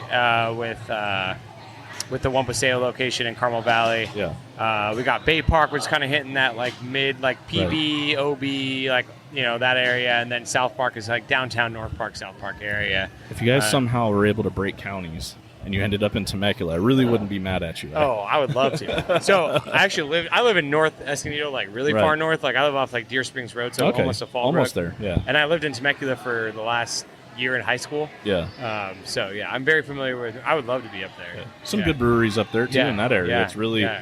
becoming its own little San Diego-ish Riverside County craft beer capital. Yep. Yeah. Yep. Definitely some good stuff up there. So that would be cool to see Harlan up there. Yeah. No, it's awesome. I What, love what it do up you there. guys think is as we're talking about different locations, what do you think is the future of Harlan? Like, would you guys want to expand to more locations, or what do you think? I mean, I think right now, just from getting a consensus of obviously just everyone within the company, I think obviously we're gonna try to maximize all of our satellite tasting rooms. So I think you get 6. We're trying to do all those. Restaurant wise, we want to also build a kitchen here in Scripps Ranch. That's the goal. Scout Distro is here right now sharing the building with us. So I think they're currently looking for a new building to expand into because they're bursting at the seams, we're bursting at the seams. So Yeah. trying to get them out of here first and foremost, and then we can kind of expand and move in and try to build a kitchen here in Scripps Ranch. But outside of that, I don't know. I mean, it's kind of funny. It's kind of like the taste rooms kind of come to you. It's like, we're searching, but then also I think like South Park kind of came out of them hitting us up, and Bay Park the same way. And it's like just finding landlords that are looking for like someone that they want you there. You know what I mean? Right. Like it just makes it easier because it's always hard Yeah. dealing with landlords as a brewery. As far as just traffic, especially when they invite a brewery and maybe they've been to another brewery, but not to be like toot our own horns, but it's like sometimes we do have lines and it's like, it can get annoying with parking. We threw Ube Day Festival here in Scripps Ranch, and I don't think our neighbors loved us for it. Yeah, we definitely saw a couple can't no imagine. Harland Yeah. Brewing parking signs at some of the other businesses. On Yeah, our that's way. it's And funny when it says no Harland parking. Yeah, and even back here behind the building, if you go, it says like no parking like for any like delivery trucks or Harlan, and that's all due to us. But so it's hard. We try to be cool and we try to work with the neighbors and Yeah. try to give them heads up and offer them discount codes to the festival. But that's nice. you They'll get over always it. have the one that's yelling at you. Yes. I mean, you guys aren't going anywhere and definitely going to be getting bigger and bigger. So eventually they'll get used to it. Yeah, I mean, and we do everything legally, right? We pull permits and everything's by the book. So Right. Yeah. You Absolutely. were telling us before we got on mic just about everything you went through for Ube Fest, just like Yeah. making sure all the T's were crossed and I's dotted, and it's like if you ever attend a festival thrown by anyone, just have some little like courtesy for them as far as like what they went through to organize that. 'Cause it ain't easy. it's so Justin easy to- knows Tough. too from I the get Fest, everyone's paying so- money, and it's so easy to just judge, but it's a nightmare. Like Yeah. logistically, just even trying to figure out all the rules and laws. It's like you're kind of reading. It's like kind of interpretation, and then Yeah. next thing you know, you go, well, we interpreted it this way, and then the city says, well, you're wrong, and That's one of those things where, man, it's so much fun, but the lead up to it is just so much work. It's so stressful. So Ube Day we enjoyed once it was going, but leading Right. up to it was stressful. I can only imagine. I think every year will get better. I think you get Yeah. better at it too, right? I mean, you're going to do another, Kunkel Fest. Yeah, Yeah. we'll have another one next year. and I'm probably sure it'll be June. easier than last year, and it'll keep going. I that hope so. way. We learned. Like the first year we did was more of we had all the breweries donate kegs, and then each one of those kegs we had marked with our BeerDad and Brewed Podcast tap handles. And so when people would buy from that keg, it was $5 pints, and all that went to Josh's family to pay for his funeral. And then we also had like a silent auction and stuff. So it was a little bit different. And then this year we did the more like a festival, where you buy and get a wristband, and it was all you could drink. And there were several food vendors there as well. So it's definitely a different animal, and just coming up with, trying to keep people there and keep people interested by having performers and stuff like that. And like I said, people canceling last minute and all that kind of stuff. And, luckily, Jimmy, obviously he's a huge help there and allowing us to do it at his shop. The city of Beaumont is very supportive of his business and very supportive of us. And so it's definitely that helped on that avenue, but it's still extremely stressful. And you still get, you get people saying, wow, it wasn't that great or whatever. Okay. Well, that was like literally, if you count, it's our second one, but our first one being a festival. And, and like I said, my plan is to grow it every year, and eventually it'll be too big for Jimmy's spot because it's just it's a bottle shop, and eventually I'd like to have it be a large festival, and because we raise money for good causes and stuff like that, in honor of Joshua. But it's a lot of work. Yeah, I mean, It's that's a all ton you of can work. do is like, so year one for us, we did it here, same location, Right. but no guest breweries, so it was all our own beer. Yeah. Biggest complaint then was I think it was right post like everything opening up from COVID, Yeah. so we underestimated the amount of people that would show up, and I think it was really, I mean, I like to think that people wanted to come, but I think it was also like that was right when everything was opening up, so everyone was just been locked down for 2 years, and they're like, let's go, like, so ended up, I think like 1,800 people showed up, and we were expecting like 500, Yeah. and so the beer lines were crazy, and I bet the bathroom line was fun. The bathroom line was crazy, and I think we were charging like 10. Like it was nothing. It was like pretty much just like breaking even just to cover the band. It was like $5 or $10 to get in. Yeah. You know, and then you just buy your own beer, and it's just like have at it. But the biggest complaint was that the beer lines, right? There was long beer lines. So this year that was our big focus, is like not having beer lines. But then threw another wrench into the thing. We're like, let's also invite all these breweries from around the country, and then. Right. Yeah, it was crazy, but I think everyone had fun, and I think we did way better than we did last year. And that's really all you can do, is try to improve year over year, right? Try to do better, learn from. You learn your whatever mistakes you made or lessons that you learned. It's one of those things, and I've also tried to go to festivals myself and take some of the advice that I get from some of the other breweries. You know, like I said, I mentioned Irie Jungle earlier. Tripping Animals, Ignacio, they know how to throw a festival, because they do. That's not the only one they do in the year. In fact, they got another one coming up. I don't know if anyone's grinding as hard as the Tripping Animals crew. Honestly, they're insane. But they know how to do it, and it's very streamlined. You know, you see a lot of festivals where there's just this insane line. I was just looking at the 450 Corn Maze. Oh yeah, stuff that's been posted. Had a buddy just go out. The lines are crazy, and it's like, I felt like with Irie Jungle, the way they handled it, you know, they had the line, and then all of a sudden it was like they sent their employees out with their little tablets, and they're like checking people's phones, and then they would give you the wristband in line, so that way it would streamline, move the line faster. And I'm just like, yeah, they've been doing this for a while. They know what they're doing. Yeah, it's just so shout out to Tripping Animals. And it's actually funny because I remember Ignacio, he like hit me up afterwards, like, how'd it go, bro? You know, like, because they sent beer, but they weren't able to make it out because they're actually coming out from Mosterland, and they're just all over all the time. Yeah. So like, oh, we can't make it, we can send beer, and I'm like, awesome. He's like, how'd it go? And I was like, oh, dude, once it was going, it was good, but I was stressed out. He's like, oh, we know. You know what I mean? 'Cause they throw I think they have something going on this weekend or next weekend. It's like an all-you-can-eat festival or something like that. They've got like some food thing going, or they got a beer event going, or they got something going. They think they did Oktoberfest like a week or two ago. Yep.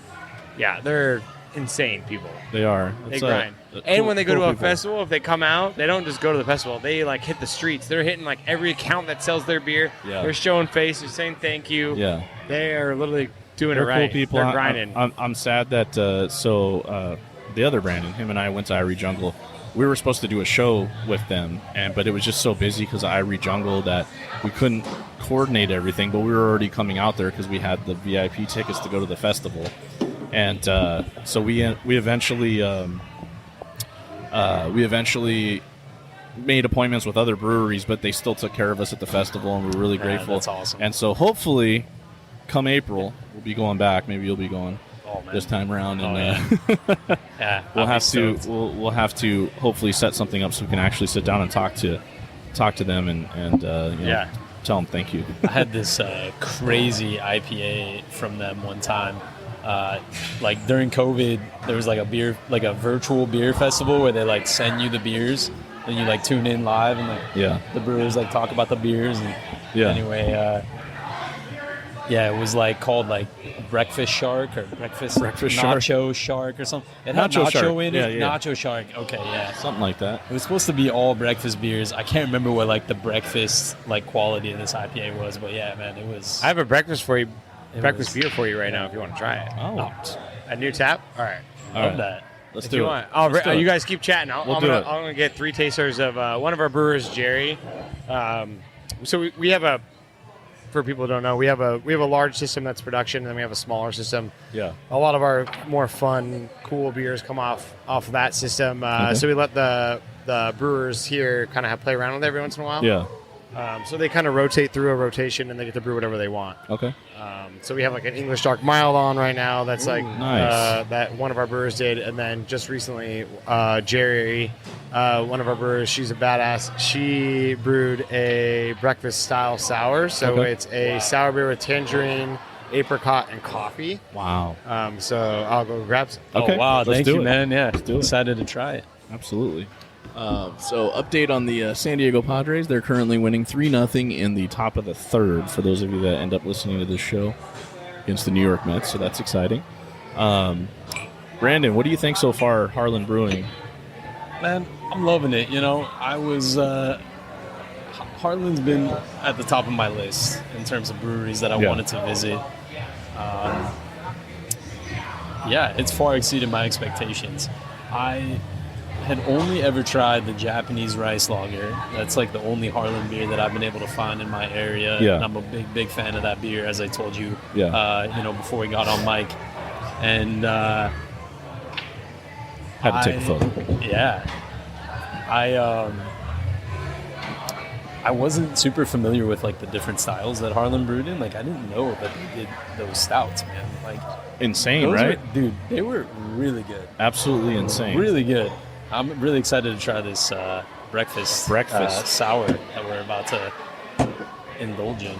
We're going to have breakfast, courtesy of Ryan, head brewer of Harland Brewing. Yeah, so this is Jerry's beer. So what I do a lot of times is some of them aren't great, or they just haven't had a lot of experience with developing, like actually writing the recipes of how to do it. But so I'll take the brewers and then kind of guide them through. Like they'll give me their idea, and then I'll help them kind of like write the recipe and teach them how I go about writing recipes, and then what our dosing rates are for different things and how we do that. So concept was hers though. It's kind of a play on another famous beer from like McKellar, was Raspberry Blush, which was raspberry and coffee sour. Her concept was like kind of turning it more into like more of like a breakfast sour. So like she was thinking like orange marmalade toast and coffee kind of vibe. Oh, that's cool. So that's what this is. So it's tangerine, apricot, and actually her friend's coffee, 4 Cups coffee roasting. Wow. 4 Cups roasting. Brand new. But yeah, this is like one of his first batches he like roasted. And what's it called? What's we're calling it Jerry's what do we call it? Jerry's, gosh dang it, I don't even remember the Jerry's name. breakfast? I think it's like Jerry's. No, I now I feel bad because I don't remember. We'll cut that out. Yeah, We'll edit it out. Well, thanks for bringing this one over. Excited to try it. Yeah, Definitely something really unique, and mentioned it before. For those that have never been to Harland Brewing, is they definitely, yourself and then all the other brewers here, as far as like R&D and like playing around with and being innovative compared to, breweries that just stick to their core beers. They come up, you guys come up with some amazing. Brandon's he likes this, I can tell.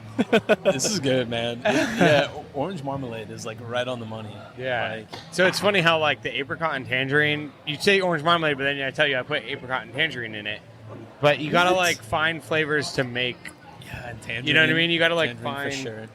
That is so wild because We even I smelled the orange, Yeah, and then I taste the orange, and then I taste coffee. yeah. Weird. The coffee is so. And then we even did another version we played around with that had cooked cacao nibs in it. Oh wow. And it just tasted like one of those like chocolate covered like orange candy things.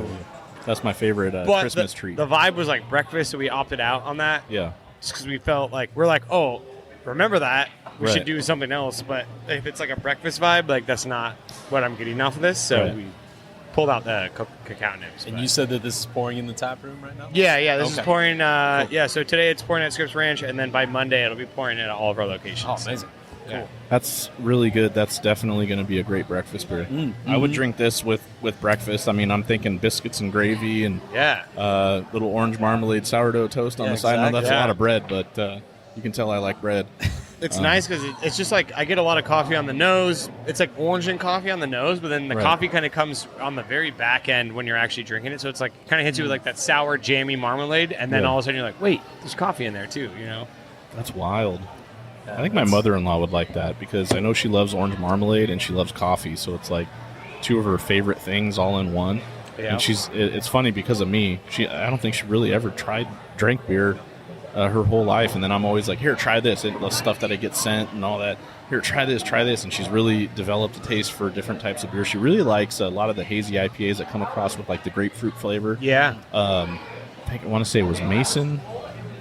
The Pulpacana, do you remember? Was that Mason Allworks that made that? Yeah, it sounds familiar. It had it looked like the Tropicana can art, but it was Pulpacan. I think it was Mason Allworks. I think it was. That was yeah. like one of her favorite. She just like, man, it tastes a lot orange and grapefruit and Yeah. citrusy. And man, I can't believe my mother-in-law is drinking an IPA. This is great. But this right here, she would really like. That's wild. Yeah, it's real good, man. You can skip the orange juice in the morning and just crack one of these. And you're good. So this is Jerry's baby. Yeah, this is Jerry's baby. Shout out to Jerry. Yeah, Geraldine, killing it. Huge Disney fan. She's the one that's like, She goes to Disney. She will literally drive to what was it the other day? She had a 6 a.m. she had a 9 a.m. brewing shift, and she drove all the way up to LA to Anaheim. Yeah. To what's the tiki spot in Disneyland Hotel? Trader Sam's. Trader Sam's. Yeah. Drove all the way up there to Trader Sam's just to get a tiki mug that was releasing at 6 a.m. that morning. That sounds like something That's that we dedication. might do.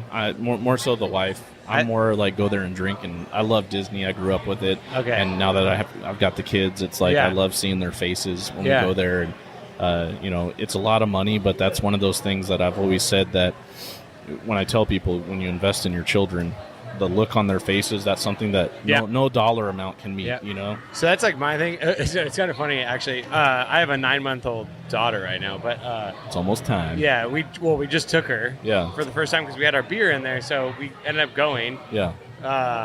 But yeah, it was funny because I just want to spoil her because Right. I grew up going to Disneyland, but my parents would never that was like all the money we had was to go to Disneyland. Yeah. So no souvenirs. No souvenirs, no cool food. Like we had like peanut butter and jelly sandwiches in the car. Yep. And so now when we go, I'm like, whatever you want, we're getting that. That's I'm like, right. you want a corn dog? I'm buying everything. Like, That's we're buying, beautiful. and so That's beautiful. it's funny though because it's like it is expensive, Yeah. but it's like we got a hotel room, so we Yep. can go take a break. I'm like, you know, In fact, we're actually going next weekend, or not this weekend down here, but next weekend is my son's 4th birthday. And so we're staying at the Paradise Pier Hotel. oh yeah, that's And- the one like connected to. Yeah, it's right Oh. across the street from Grand California. Now they have their own entrance into California Adventure, which is nice. You can get that early. Yep, get in an hour early so we can get on Yeah. the cars ride for my son because he's obsessed with cars. Yep. And Gosh, that ride is good. yeah, we're gonna go there, and then I think the night before we're gonna spend at the hotel and do the pool and the water slide, and then the next day we're actually going into the parks. But I'll probably be at Trader Sam's because that's one of my favorite places Yeah. too. But now that I know that your beer's there, I'm gonna have to go partake. Yeah, I'll send you. I'll show you where it is Okay. on the map before All right. you leave. You but- said it was at the studio. Yeah, studio. It's like like down by like kind of where the swings are. Yes. Yeah, it's like right there. Okay. Yeah.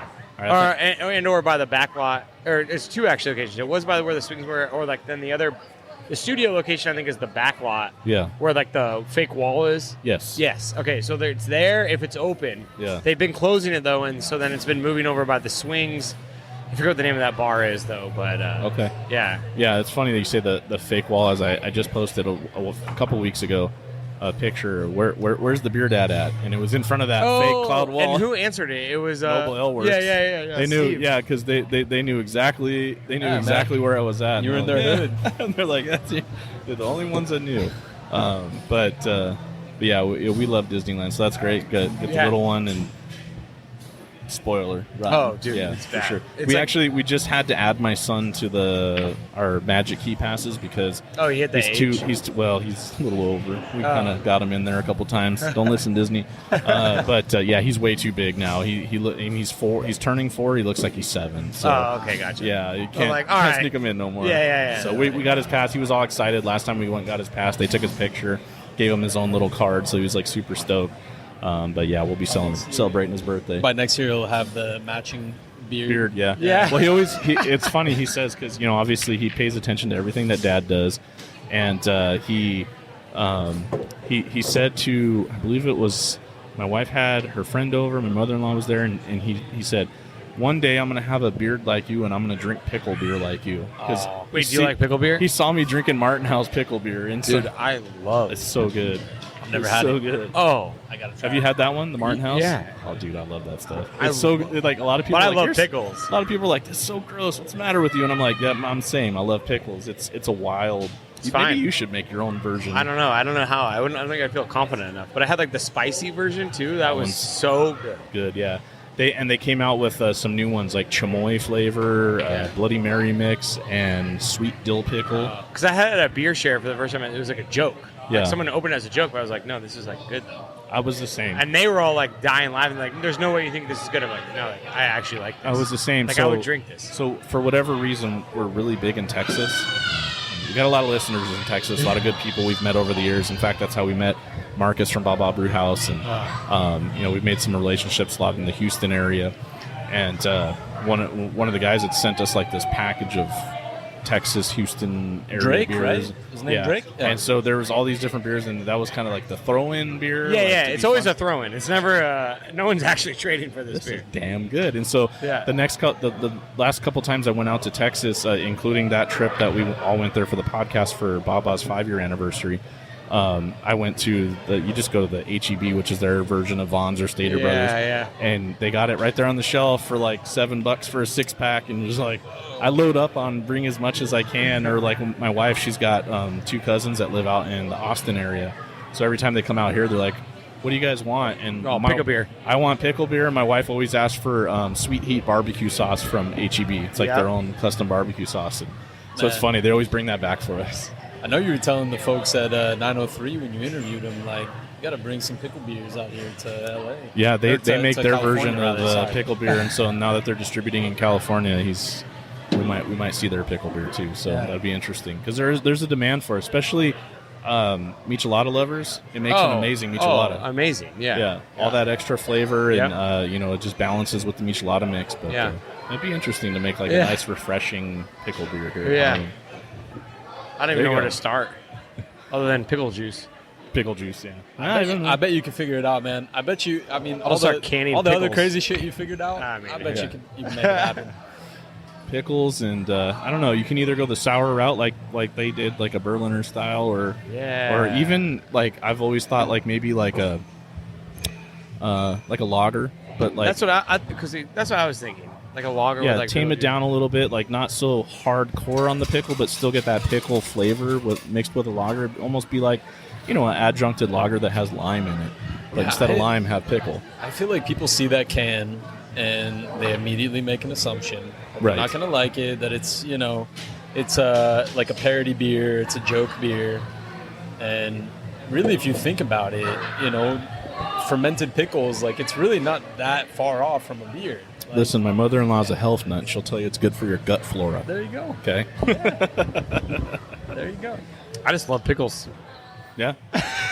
Me too, man. I love pickles too. That's why I tell people. But I'm not like gonna it. but I'm also a big bread and butter pickle guy. If we're gonna get into the pickle debate, You I'm do a like big bread and butter. I'm a So I'm you a might bread like and that butter. new. They have a bread and butter. Oh, really? They Marron did like a House. sweet version. They Sweet did. sour. They did I don't know if it's 4 different flavors or 3 different flavors, but a special 12-pack I think that they released just recently, and it had all the different one-offs of the pickle beer, and one of them was like a bread and butter That's awesome. sweet pickle.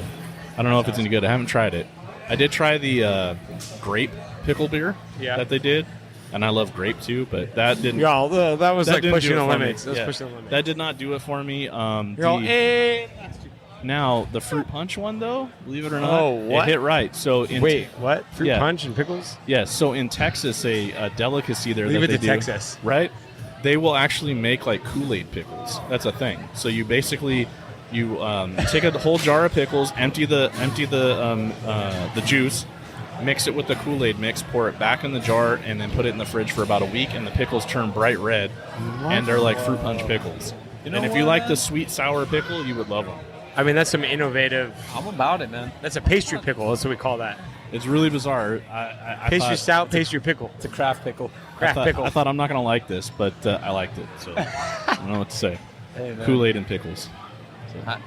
Only Just thing like beers, right? You can do all kinds of crazy shit. exactly. Yeah. Either you're gonna like it or you're not gonna like it. Yeah. The only thing I'm surprised about from that story is that it's not bigger, because everything you just said makes so much sense, and I like more people when they figure that shit out. Yeah. Like when they hear this podcast, they're gonna be like, "I'm gonna go do that." I It's think gonna if it become- becomes a TikTok trend, it'll get crazy. All of a sudden, next Yeah. thing you know, you're gonna go to the grocery Pickle store to oil. buy pickles, and then the shelves Red gonna be empty. pickles. Red. Bright red pickles. They're all out of the Kool-Aid pickles. Maybe that'll be a taproom snack that you guys can sell. $1.50 a pickle. I mean, we just made our own sparkling water for the first time. Ube pickles. We did yuzu sparkling water. Ube pickles would be wild. Yeah, ube pickles. Purple pickle. Have you guys Purple given pickle into the hard seltzer? So we just did. Oh, hard seltzers? Yeah. I got a hard seltzer on right now. You want to try Oh, it? jeez. It's blackberry marshmallow. Yeah, why not? Yeah. I mean, yeah. Let's You want to it. try it? Let's try it. Let's go for it. Let's see what they did with the seltzer here at Harland Brewing. Thank you, man. Seltzers You're we good. were talking You're good. about with, trying to remember who. Somebody that said we would never, ever, ever make seltzer. And then they had to make seltzer because that's kind of the fad right now. Yeah, I mean, I think we've talked about it before, and it's easy to judge breweries, your favorite brewery, for doing a seltzer. But you got to think about it from the business component. Yeah. People are coming to breweries that don't necessarily like beer, which is a weird concept. But it's like, somebody like you or me, we might have a friend, family member, whatever, that comes in with us that is a wine drinker or, maybe, not a beer drinker. Yeah. And if you can provide them a craft seltzer, that might be, something that person gets a bunch of rounds. Brings them in. It does bring them in. I mean, there's some people that for calorie reasons or whatever, they might want, a nice crisp seltzer, and that way, like if you and I were like, okay, let's go down to a brewery, and it's like I'm dieting, and I'm like, okay, let's have some light seltzer, and you can have beers, and it kind of works out that way if a brewery can accommodate people that are into that kind of thing. Right. I'm really interested to see how this came out here, because I know that Harland obviously makes amazing beers. We just went through a whole shit ton of them, all kinds of different styles. Seltzers are actually, they're getting me going, man. I'm pretty excited about them. Really? I just find it interesting, and they're not as easy as you would think to make. No. So Really? I'm kind of having fun with them because I underestimated the challenge of seltzer, hard seltzer, and it's fun. So this is all real fruit, though. Obviously, it's bright red. Yeah. Beautiful color. But it's all real fruit, real marshmallow, but it's bright, clear. And I'm sorry, you said it's blackberry marshmallow? Yeah, blackberry marshmallow, yeah. Cool. See if I can get a nice little picture so everybody can see this this is our color. second one we've done. The first one we did was actually, no, sorry. So we've done a couple weird things. So we did a collab with McKellar SD.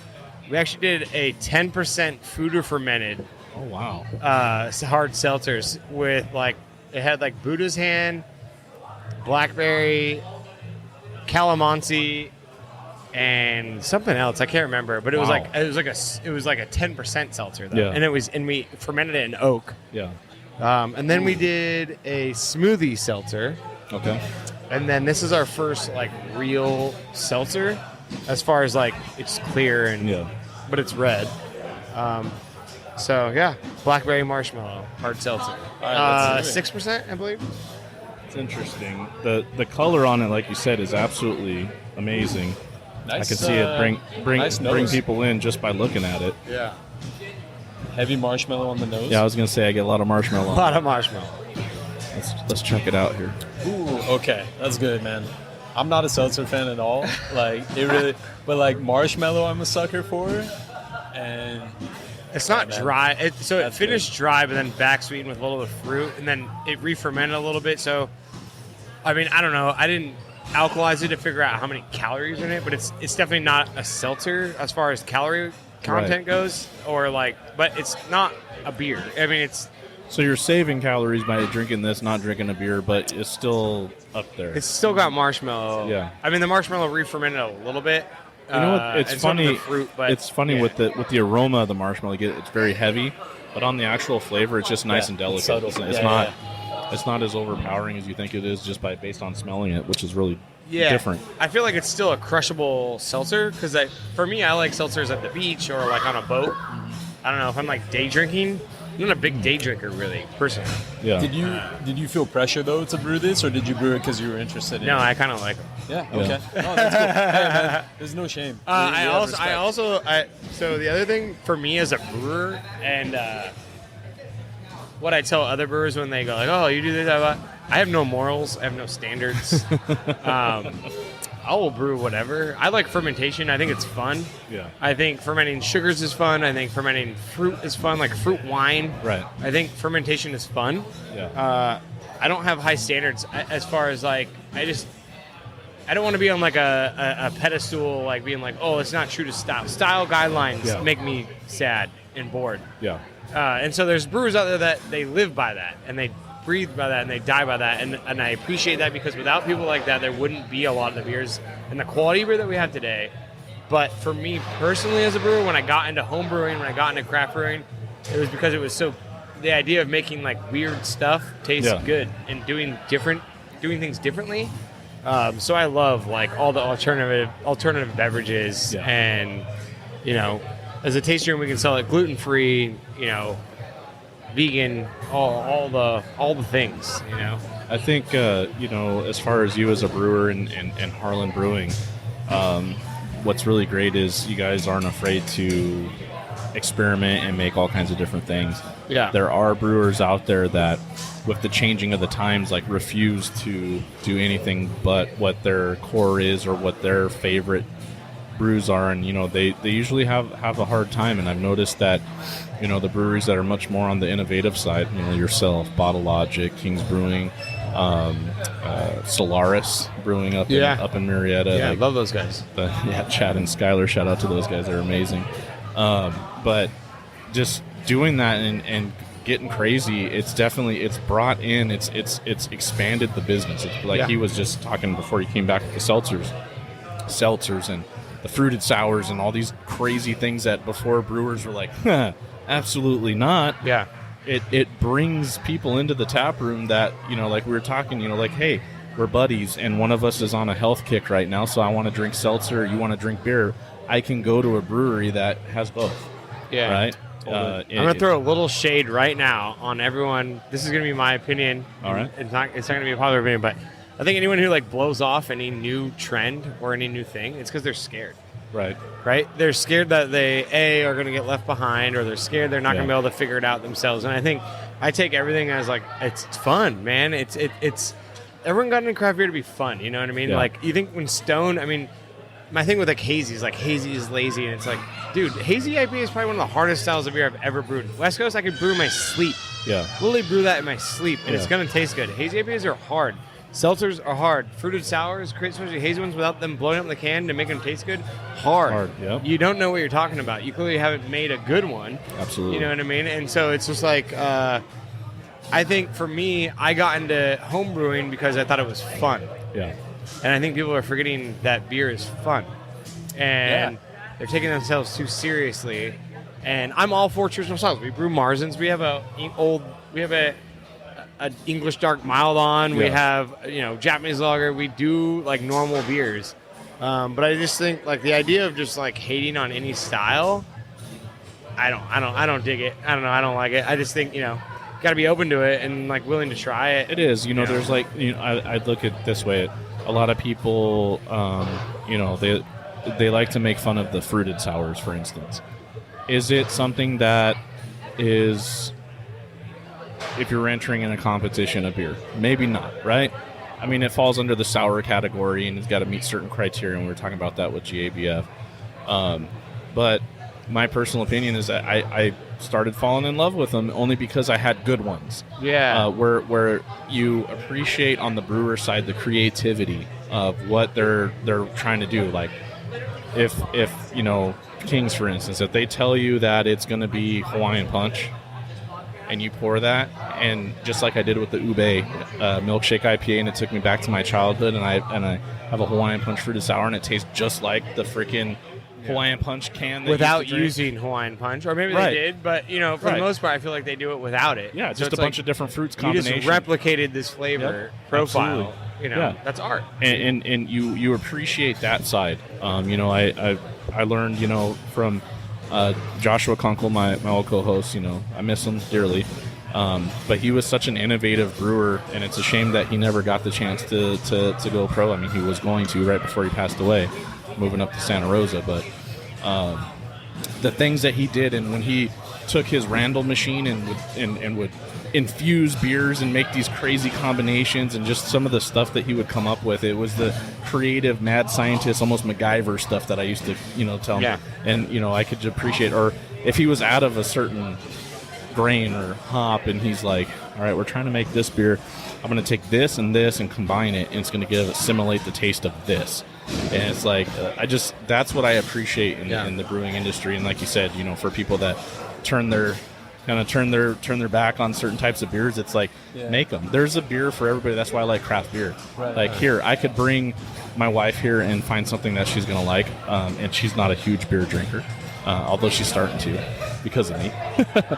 But yeah, you're definitely right. It's sad that people don't want to adjust or adapt or change, and I appreciate that you're in the industry and you're one of the one of the brewers that are needed in the industry to keep it going, to keep all the adaptability and creativeness that the industry definitely needs. Yeah, man. Appreciate you. That attitude that you were talking about of like not being afraid to try new things, and also just being like, hey man, like there's no rules to this shit. Let's just try. We're not wine. Yeah, have fun. Exactly. I know winemakers that are the same way. But You know what I mean? Like they're trying to break the boundaries, right? Yeah. Like, But I think that kind of attitude is part of the reason why you guys have been so successful so fast. Is you guys are just and on the other end of that, I think there's something to say about like breweries who though are trying to just like money grab and do poor representations of those styles too, right? So I think that's the other thing. So just trying to make the best beer possible, and your intentions are good, and for sure. But hating, I don't know, like It's not good. Don't hate on it. no hate on. Have fun. Yeah. Enjoy. It's fun, man. Enjoy We're making the beer. industry. Don't take Like, yourself too seriously. That's why I was just taking some pictures. Yeah. It's just really cool right now to see this tap room and see how crowded and busy it is here in this tap room. I mean, all these people enjoying themselves. It's Friday night. The San Diego Padres are in the playoffs. They're currently winning. Still 3-0, top of the fifth. He's on. One man on. This is my best friend. Didn't snap the photo. Say something. Hey. Keeper. Shout out. Keeper. Shout out. Thank you What's for up? having me today. Yeah, there you go. what's your name? This is my buddy. He just had a baby. Her name is. Congratulations. Congratulations. Thank you. Mazel tov. It's been crazy, but How, awesome. how are you sleeping? He's I'm not. sleeping just fine. Where's your significant other? Let's see. Right there in the imported from hell shirt. Yeah, that's my brother over there. Yeah, You might know him, but no, Harland's number one. That's all I wanted to say. Yeah. I like that. What's your favorite Harland beer ever, all time? Whatever he gets for free. That's also a true statement. But I think my favorite of all time has got to be probably K7. I don't know. I just really like. Oh, K7. Yeah. So, Kenji's not here. Kenji's One of our lead brewer has his own series, and it's K1 through I think 7 was his Yeah. last one. 1, 2, skip a few. too. Yeah. I think 7 was the last one, but Love it. yeah. Justin, I'm waiting to get a good picture of you, but the background of the TV has to be Padres. It has to be the Padres. Yeah, the I'm Mets gonna are get a beer up to now, bat. So, Go get a beer. There you go. All right, good to see you. Welcome. hey, good to meet you. Thanks for Congrats on your coming on baby. and shouting out One Harlan. of my good friends.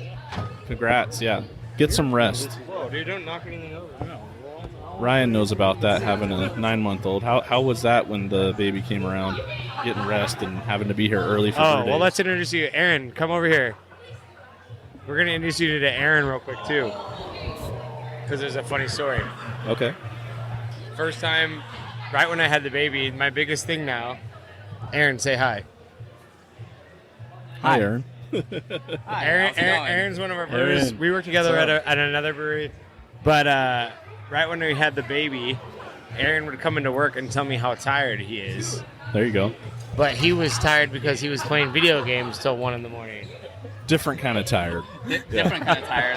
Definitely less responsibility. And then I would Yeah. say, oh man, I feel so bad for you. Right. What, Exactly. what game were you playing, or what games? I think. What games were we playing?